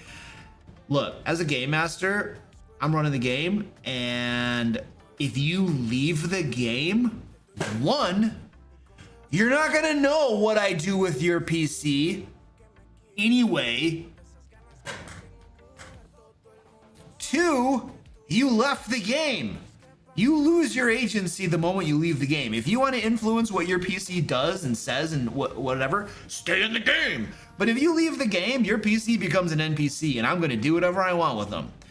All right. Now, I'm not going to do something like absurd or maybe out of character, but if you kind of like towed the line of being a bad guy, you know, or you were very greedy, or, you know, or something, like, I might just have your PC come NPC, start to maybe like leave the party, and then maybe become a villain down the line. I've done that before. That can be kind of fun for the group to be like, oh yeah, we used to play with this character, but now he's the bad guy, and now we're gonna fight him. Like, people, that's fun, you know? So yeah, I'm gonna do what I want with them. Now, I'm not gonna do crazy absurd stuff, not necessarily because I am like respecting the player's wishes type of thing. I don't think I care about that too much if the player leaves the game, but I'm not going to do something absurd because I'm role playing. I'm going to think about what makes sense for this PC now become NPC under my control. What makes the most sense, and what would be fun, and what would be cool, and what would the other players enjoy. Like, if there was a player who had a character that all the other players loved their character, and they were like super tight with, and they're like, oh, this is the best character in the world, we love them, you know, what I do with that character become NPC, I'm going to take that into consideration. And I'm not going to do something with them that is going to make the other players be like, oh, we really hate what Luke did there, you know, we love that character. And now, but of course, if you do that and make them hate it, you know, then they have a real big stake in the game, and then it's like, oh, now we're going to rescue that NPC. Luke did this thing to the character and made them fall from grace, and this bad stuff happened. Now we're going to make sure that we somehow rescue them and restore them to their former glory or something. So maybe you can do something like that, you know, but it has to be very thoughtful and deliberate and planned, you know. So the too long didn't read or didn't listen is going to be that you as the game master, it's within your right to do what you want. And the other player's not, the player who left your game's not going to know anyway, so who cares? But I would definitely be deliberate about it and plan something that you think would be fun for everybody at the table. and make sure you're role playing properly. You know, like don't do something that's totally out of character for the NPC, because that's what the game is. It's about role playing. And so don't do something that's absurd, because that's against the spirit of the game, I think. So that's my answer. I suspect many game masters are going to be like not giving you that answer. They're going to tell you something else because it's like it's the right thing to say. But I'm just a grouchy little jerk and I don't care about the right thing to say, I suppose. Okay, next question. We only got 3 of them, so we'll get through these really quickly. And then we'll get back to the live questions. When is your next Pathfinder 2 campaign video coming to YouTube? Every 2 weeks. There was one posted last Saturday, I believe. Or the Saturday before. It's every 2 weeks. I have another YouTube channel called the DM Lair Plays. And you can watch my Pathfinder 2 games over there. And I have other old one-shots over there as well that you can watch. So they come out every 2 weeks. And then... love the stream. Any big plans for Q&A number 100? Oh, that's right. What are we on right now? We are on Q&A number 97. So three streams from now, it'll be Q&A number 100. Do you have any big plans? Maybe a live stream at a large auditorium somewhere with a D-lister as an MC? A D-lister? No, I'm not doing anything special. I didn't even think about it. Like, I don't celebrate that kind of stuff, you know? It's like live stream 100 or Q&A 100. I don't know. I don't really celebrate that kind of stuff. Like when my channel hit 100,000 subs, which is a good milestone. I didn't really have a big celebration for that. It's like, I don't know. Those things don't like crank my gears or something. So, I'm probably just going to have Q&A 100 and it'll just be the same as it always is. Just sit around and answer questions and stuff, you know.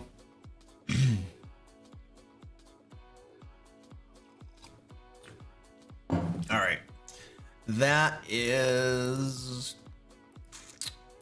okay, those are all the form questions. So now we're back to answering live questions. All right, if I missed your question, feel free to repost it because, like, you know, I can't keep track of them all. Agile Monk, hey, thank you, Agile Monk. They just gifted 5 DM Lair memberships. Thank you, dude. I appreciate that. Agile Monk says, wanted to wish the DM Lair a happy new year. Thanks, Luke, for all you do. You're very welcome, dude. I appreciate that, man.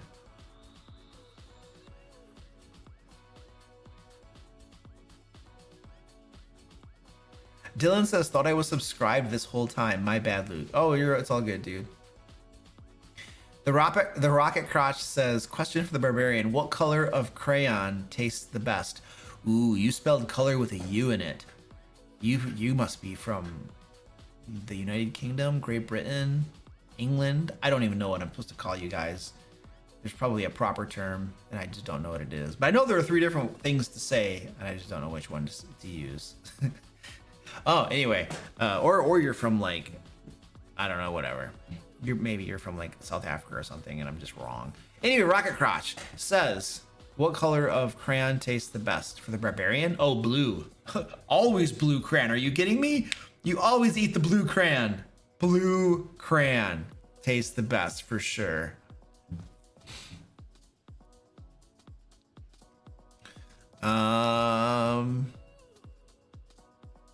Where we go.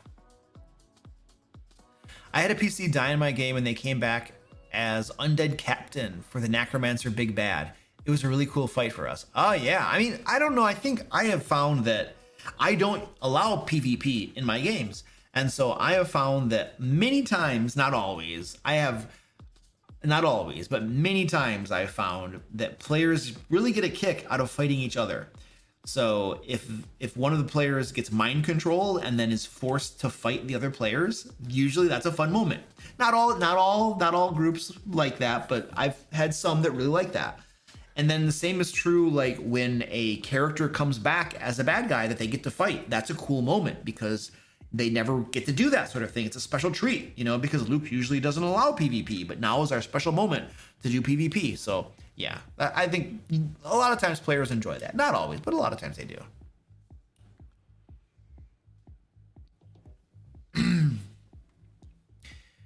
Dylan says, is lack of reply every week for confirmation if PCs can play a good enough reason to kick them from the game? No. It's literally every week, and a few PCs just don't reply to requests to play. Look, if they show up, they show up. Okay, so maybe I'm misunderstanding your question, but if you have an established group of 5 players, like this is what I do.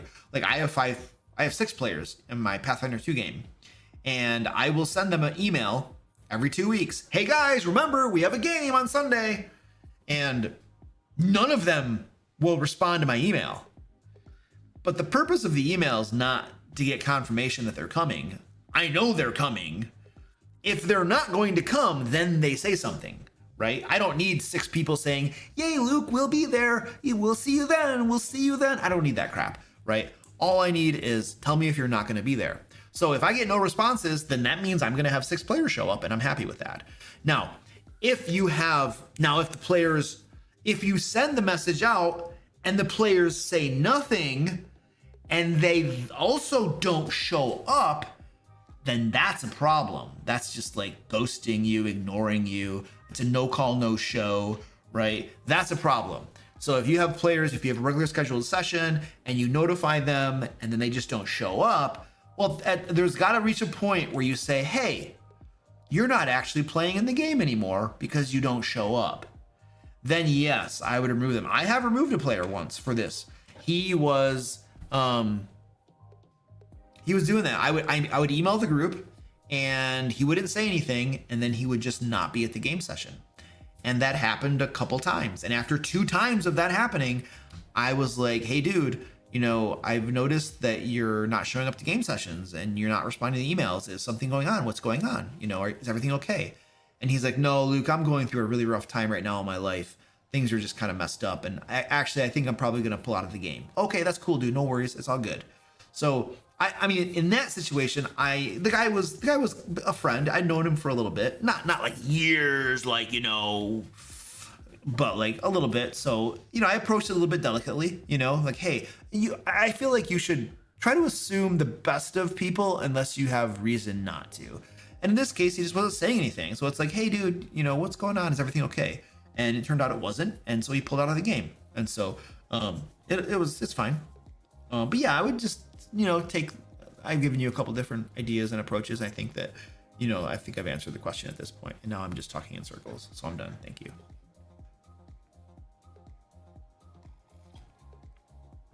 All right. Next. Oh, remember guys, we have a giveaway going on. We have a giveaway tonight. $50 DM Lair store credit. There's a link down in the chat. We'll draw the winner in about 20 minutes. So you want to join it because it's free. Maximilian Schmidt says, question, pretty new to DMing. Any tips on how to recognize broken combos in 5e without scouring all over Reddit, etc., and memorizing all of them? Any common signs of overpowered stuff to look out for? I wouldn't waste your time, dude. This is what I would do. There will be broken combos. There will be broken crap. Absolutely. But if you dedicate your time to discovering what they are in advance and creating a list of things, I'm assuming the idea is know what the broken combos are so that you can not allow them in the game. I'm assuming that's your intent. But if you spend your time trying to compile that list and then making that list for players and telling them that these things aren't allowed, that's going to be a lot of time. And I think your time could be better spent elsewhere.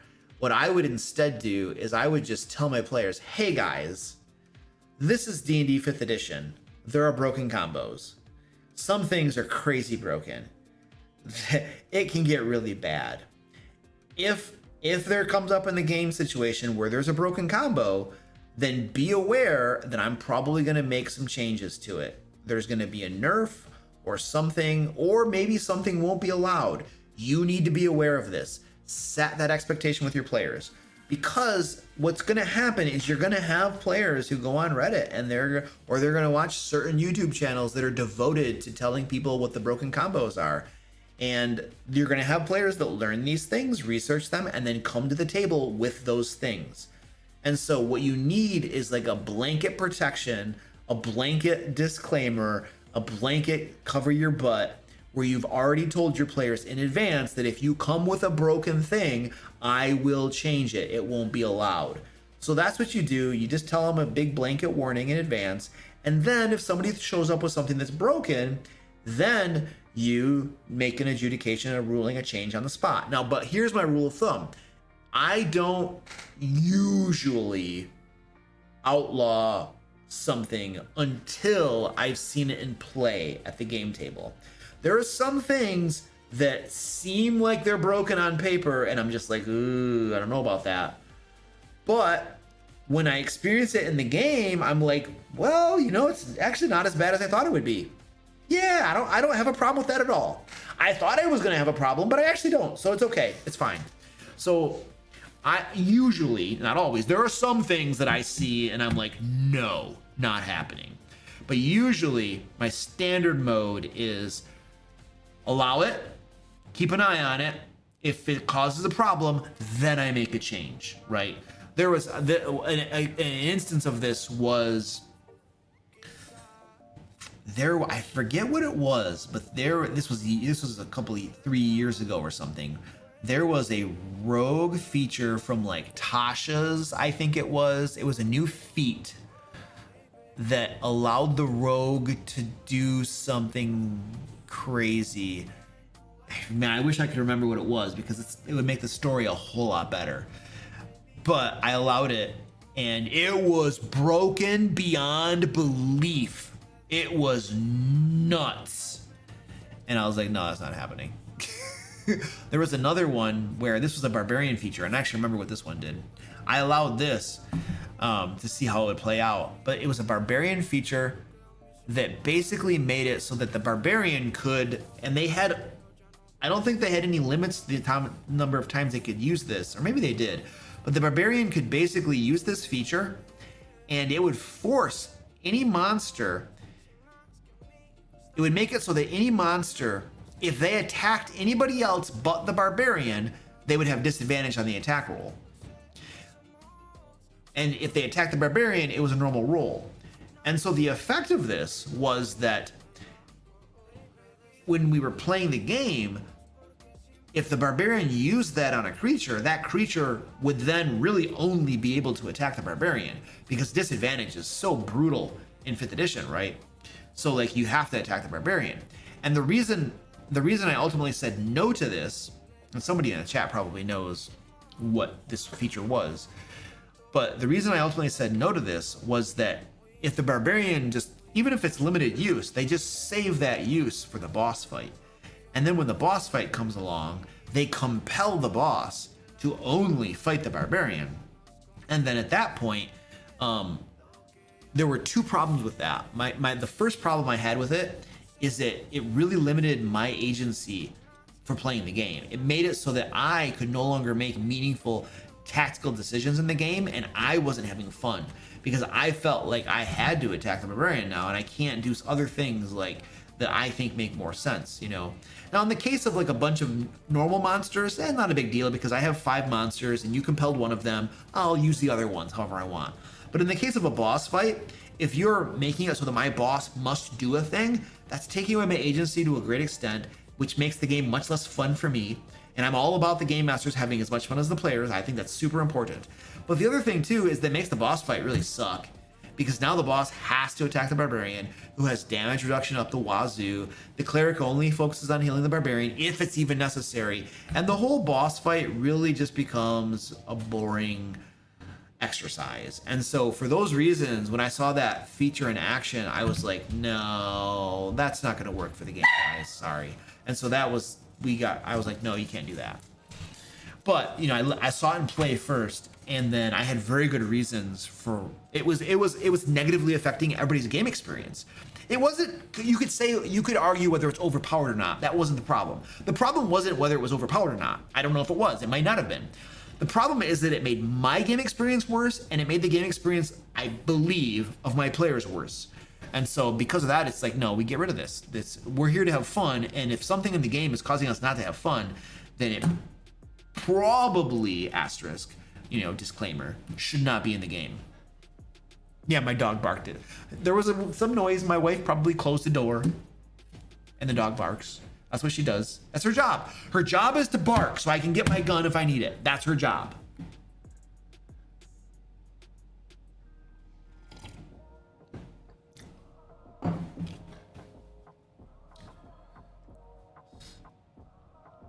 Oh, so Tashio says there's the one that if they attacked another character, they had resistance. Okay, fair. Wait, same thing. Same thing. The same effect. Whether it's disadvantage or whether it's resistance, you have the same effect in the game. But thank you for correcting me. It's been a couple years, 3 years or something since that game.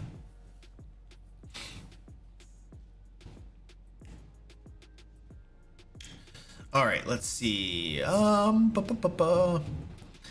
Looking for questions. If I missed your question, feel free to repost it. Not a problem.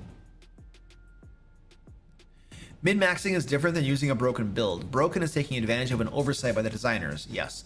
Min-maxing is staying within the bounds of intent. Yeah. I don't have a problem with min-maxing. I don't have a problem with that.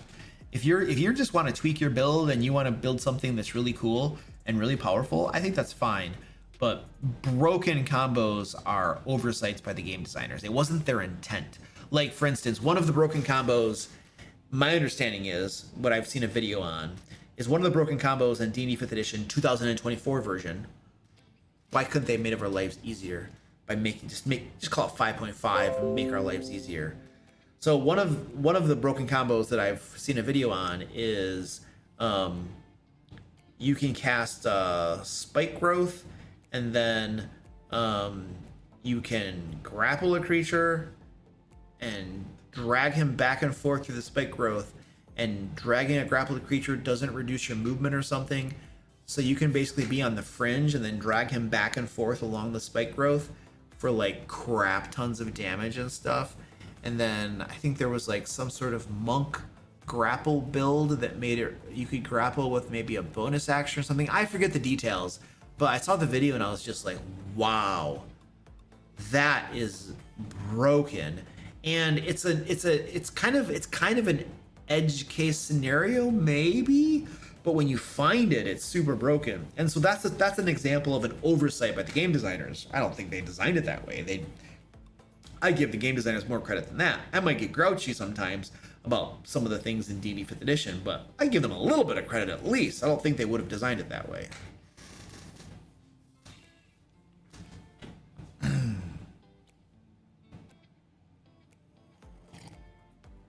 Mr. Chesspoof says it's hard, especially when players stop having fun moment anything bad happens to PC, even if warnings given and self-imposed.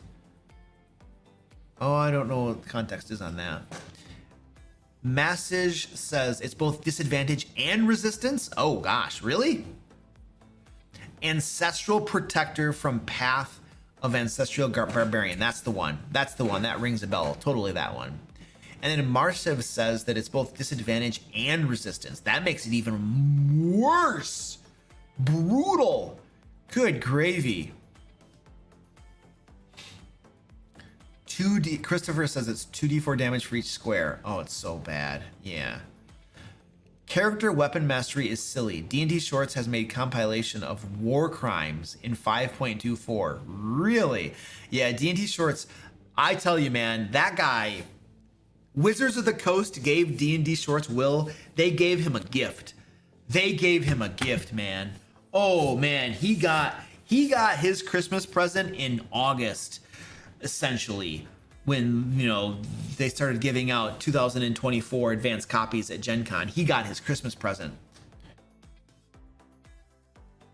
And he got his Christmas present because they just gave him an entire book full of broken combos that he can make videos on. He's like, I could just see him, you know, in his flat or whatever in England, just kind of like looking through this book and being like, whoa, video idea, broken, flip page, broken.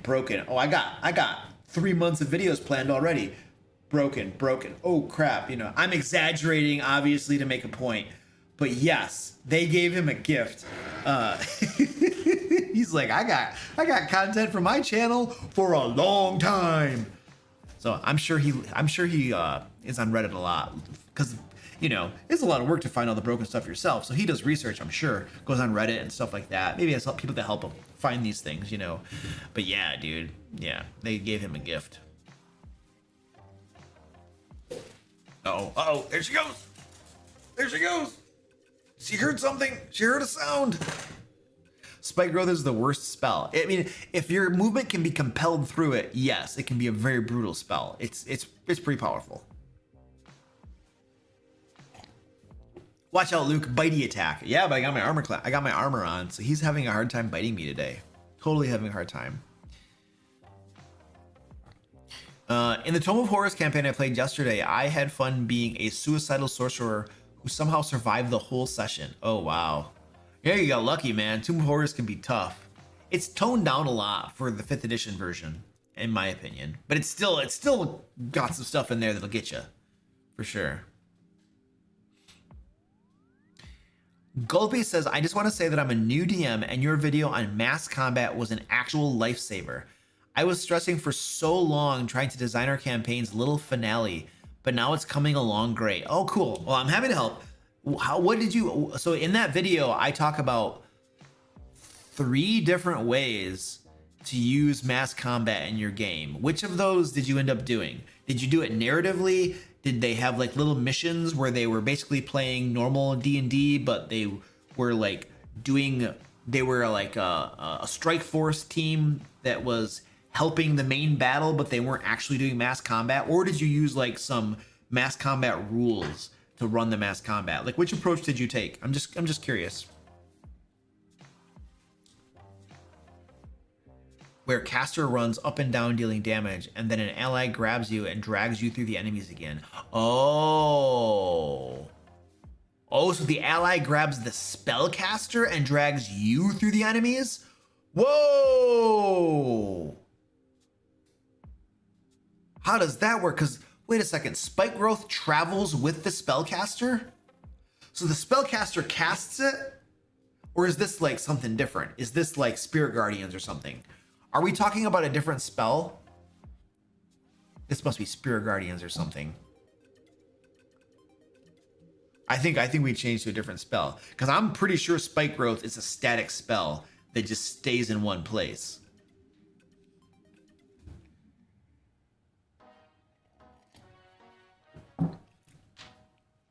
Oh, weapon mastery is a watered down 3.5e weapon specialization.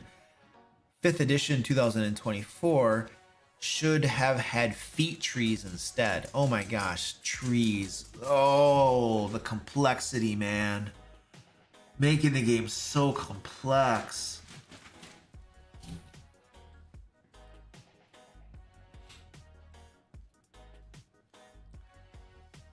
I made a home rule that monsters get at least an intelligence or wisdom check before walking over spike growth, but there's no reason for a monster to run over it. Yeah, well, I think that, I mean, dude, spike growth, unless the spell says that the spikes are camouflaged, it is totally reasonable for a monster to recognize that there's spiky stuff in front of you. I think that's very reasonable. Especially after you walk into the first square, you're gonna know and you're gonna stop. So I think it's reasonable, unless the spell specifically says that it's camouflaged and indistinguishable from the other vegetation around. If the spell says that, totally different story. Emanation spells, okay. So emanation spells, Spirit Guardians, oh gosh, because they changed how it was worded, yeah. There were, you know, I don't know, it's like, I'm not super familiar with all the 5th edition 2024 changes. I'm still learning them. I literally joined a game so that I can learn them better because I publish content in 2020. I will have to publish content for 2024. If they release the SRD or put it in Creative Commons, we're going to be in a pickle, you guys. Like, I don't know, like, I'm assuming they haven't put it in the SRD or Creative Commons yet. I haven't heard about it. I think I would have heard about it if they had, because we're in a pickle. If they don't follow through with their promise to put the 2024 version in Creative Commons, then there's a lot of us that are in a publishing pickle to a certain extent. And there are people that have literally run Kickstarters promising to make their Kickstarter compatible with 2024. But if Wizards doesn't put it into the Creative Commons, they're going to have a bit of a problem with their Kickstarter that they've already promised people, that people have already pledged to, and that they're going to be fulfilling in a few months or so. So that was a complication. I don't know if people were thinking about that too much, but like when everybody was like making Kickstarters like a year ago or something and saying, oh yeah, it's going to be compatible with 2024. I don't know if they were really thinking through the legalities of that. You know, I don't know how they're going to handle that. Imagine if you, okay, so like there's one Kickstarter in particular that I'm familiar with that's going to fulfill in a few months. And they're probably already going to print and stuff. I'm sure they have to be at print if they're fulfilling in a few months. And they promised during their campaign that it was going to be 2024 compatible. And they're already going to print and stuff. But like 2024 is not in the Creative Commons. So like, what are you putting in your licensing information? Like in your legal notice and stuff? Like, what are you putting in there? Is your 2024 compatible like actually legal? Or what's going on here? Like how, or is it just kind of like a smokescreen of like, oh, it's compatible? I don't know how they're handling that, you know? I would be interested to know how they're handling that sort of thing.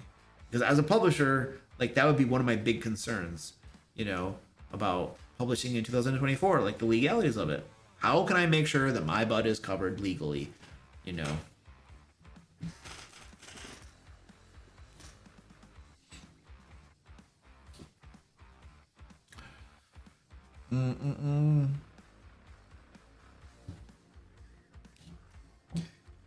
Wizards of the Coast cast compelled content. Ha, yes. For like the broken stuff and the videos, yeah. I'm assuming the 5.24e SRD will come out after the 2025 Monster Manual. Yeah, I think that's a... I'm gonna go out in good faith here and say that Wizards is probably going to put it in Creative Commons. I think that they've learned and they've expressed a little bit of good faith in that regard. Some things that they've done. So I'm pretty sure they're planning on putting it into the Creative Commons. I think they will. And I think you're right. They won't do it until after the Monster Manual comes out. That would make total sense to wait until that comes out, of course. And I also think that, what was I going to say? But the only thing is like, how long is it going to take, right? Because all these people who are literally printing the books for fulfillment and they promise compatibility, like what are they putting in their legal notice? I don't know, man. I don't know. I would be super nervous as a publisher if I didn't have that in Creative Commons and had my legal notice all like airtight. I would personally be super like, you know, not sleeping at night because I expose myself to a bunch of risk. Probability is probably low, but still too much risk for me to sleep at night.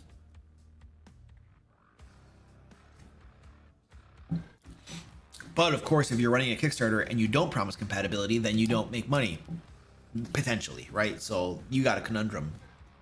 So I can understand taking that risk, I guess.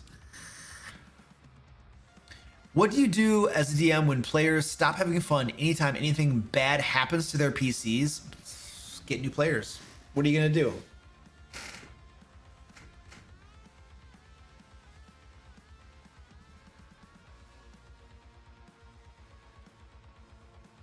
Get new players. I don't think I have a better answer than that. I really don't.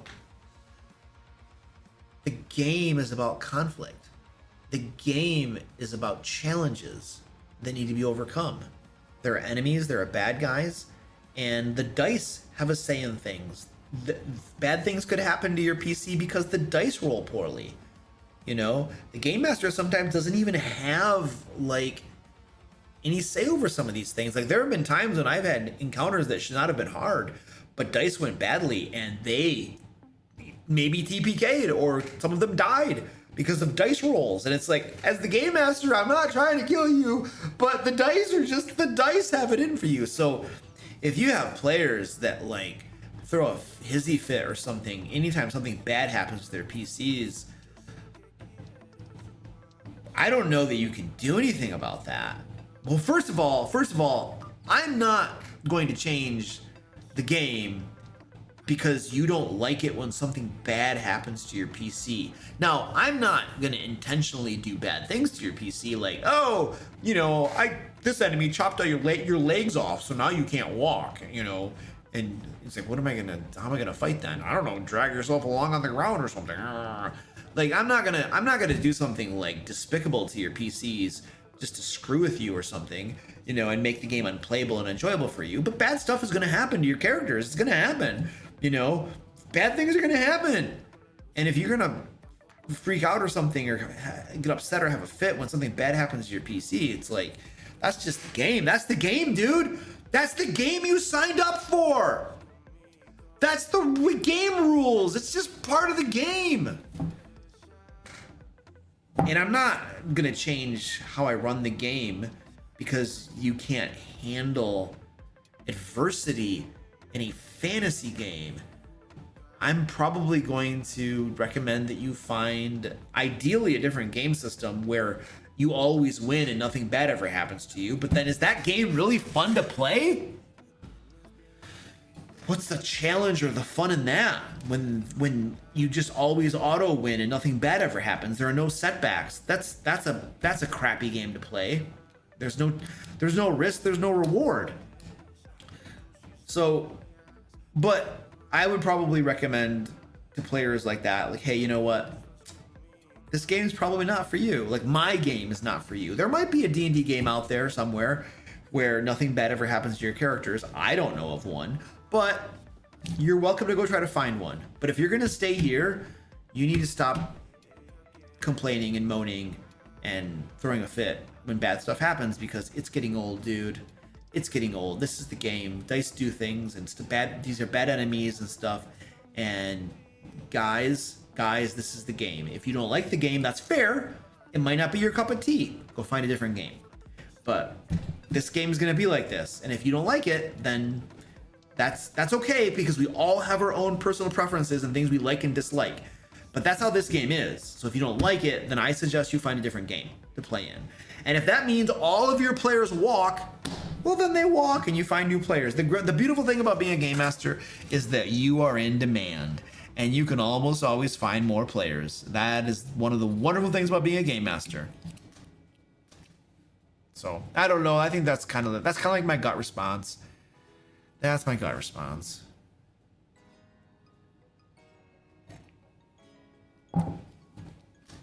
Haunted News says, sorry, whiny siblings. You are replaceable in this game.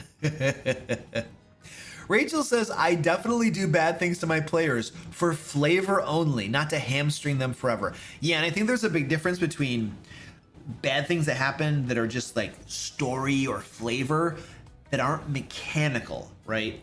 Now, sometimes flavor and story can still feel really bad, right? But when you do things that hurt them mechanically, that even more directly impacts their ability to play the game and run their character, because it's kind of like you begin like a death spiral, you know? Like, it's one thing to be like, oh yeah, you know, your parents were kidnapped by the villain and now you gotta rescue them. It's like, oh no, my parents are kidnapped. Arrgh! You know? But if you're like, oh yeah, we chopped your legs off, you're like, well, now I can't play my character, dude. Unless you're like an Eberron and you can just go buy some magical prosthesis and then be like, ah, you know, which is cool. But yeah, so yeah, there are some distinctions I think that need to be drawn on that.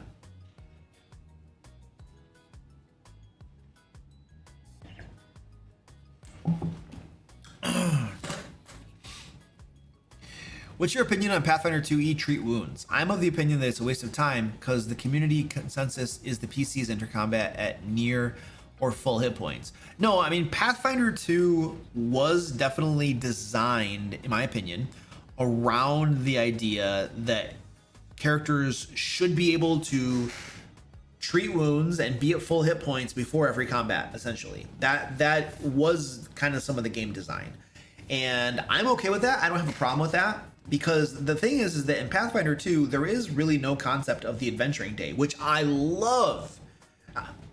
I love that there is no adventuring day. I do not like the adventuring day concept. So D&D 5th edition uses the adventuring day, which means that you have to throw certain number of combats at certain difficulties at the group to wear them down, to wear down their resources. And if you don't wear down their resources, then like your final boss fight is going to be a pushover. And so you don't want them to keep taking long rests or too many short rests even. You want to wear down and deplete their resources over the course of the adventure.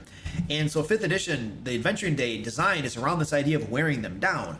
But that really restricts what you can do, and it hamstrings you in some ways as a game designer and a dungeon master. And if your players really want to go take long rests all the time, that can really screw with how some of the core mechanics in adventure creation and encounter creation and encounter balance works. You know, so the idea of the Adventuring Day is it really limits you in a lot of different ways and can make the game less fun in certain ways. So when I started playing Pathfinder 2 and I learned that there was no Adventuring Day, at first my mind was blown. And I'm like, what? There's no Adventuring Day mechanic. How do I know how many encounters to put in my adventures that I'm making? Because I homebrew all my adventures. I don't play stuff out of the box, out of books and stuff, which if you do, it's fine. I don't mind that. I literally publish my own adventures for you to buy. So I, of course, don't mind if you play pre-made adventures. I just make my own. I like it that way. So, what was I going to say? Mind was blown when Pathfinder 2 No Adventuring Day, because I was like, how do I design my adventures if I don't know how many encounters to put in? And I'm like searching online and stuff. And like there was like an official response from one of the Pathfinder 2 developers. I don't know which one it was, but the people were like, how many encounters, are supposed to be in an adventure? And they were like, as many as you feel are necessary. And then as I played the game system and designed adventures and stuff like that, I finally learned it's like, yeah, this actually gives me freedom. It actually makes me more free. I can have as many encounters or as few as I want. And if I'm trying to get a hard encounter or a severe encounter or whatever, like the math kind of works really well. And I don't have to worry about depleting resources. Things just take care of themselves, and I can just design my encounters and my adventures and have a little bit of freedom. And we can have short little 2 encounters in an adventure, and it still can be challenging. And they might skip all of the little tiny encounters and go right to the boss fight. And the boss fight is still going to be challenging. And when I learned that, I got really happy. And it was amazing. So now the ability to treat wounds, back to your question, treat wounds ties into that design, right? And being able to heal yourself up between almost every combat. And so now, once I learned how all of these things kind of worked together, like why they designed it this way, I was totally cool with it. And I was like, yeah. You guys want to get all healed up between every encounter? I don't care. It's fine. I'm not trying to deplete your resources. I don't have to try. You can do it. You can heal up. And the next encounter, if it's a moderate counter or a severe one, it's going to feel that way regardless of how many hit points you have. I don't care. So once I learned that and discovered that, it was freeing. And I didn't have to have no random encounters that stop you from healing, that stop you from taking a rest, or I don't have to do any of that bullcrap. I can just play the game and run the game and just kind of be like, whatever, you guys can do it. I don't care. It's fine. So yeah, it was fine.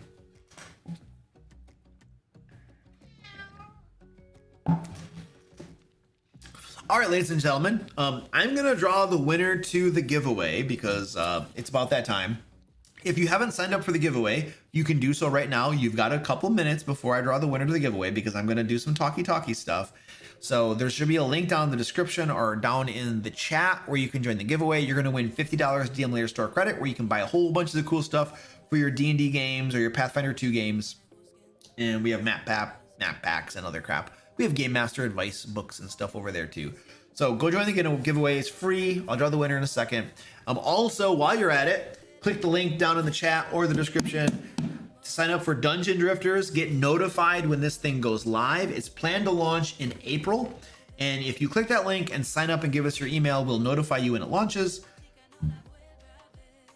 And you'll also have the opportunity to put down a $1 reservation. And when you put down that $1 reservation, you will get the Silk Von Arachne mini and their loot drop and their cards and all that kind of good cool stuff for free when you back the Kickstarter, because that $1 reservation counts toward your Kickstarter pledge. And so it's really, you're just getting that stuff for free. You're paying like $1 now and you're getting like a really cool mini and stuff for free. So get the reservation, it's totally worth it. Yeah, that's it. So I'm gonna head in now to the giveaway. We're gonna draw a winner to the giveaway. I gotta find the right button. Oh, I think I forgot to pull the window out. Now I have to open up the window. Oh my gosh, I have to click buttons.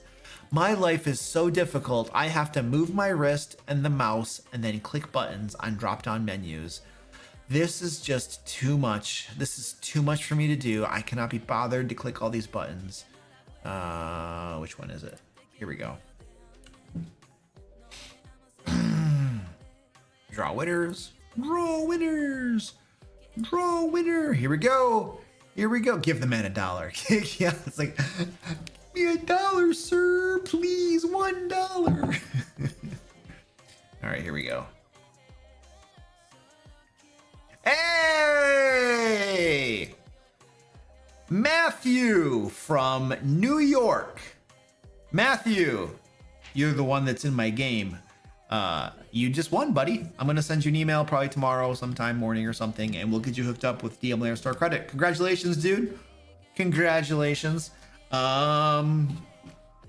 I did not get to your question, if I didn't get to your question tonight, I apologize. I have a big mouth, I talk a lot, and I didn't see it, and I swear I wasn't purposefully ignoring you, unless it was that one person, because I was totally ignoring you, and I did not answer your question on purpose. But everybody else, it was an accident, I swear. And so there's actually, if you want to, there is a form down in the description of the live stream, and I'll probably put it in the pinned comment as well, where you can take your question that I did not answer, put it into the form, and then in the next live stream, I'll answer your question. So that's kind of the best I can do. It's like, you know, my compromise to people who got skipped, and I deeply apologize. But hey, there we go. I suck. All right, guys, we'll see you next week in the live stream. Have fun, have a wonderful day, and have fun in your next game session. And I'm gonna find the right button, and we're gonna be out of here. All right, let's get out of here. Whee!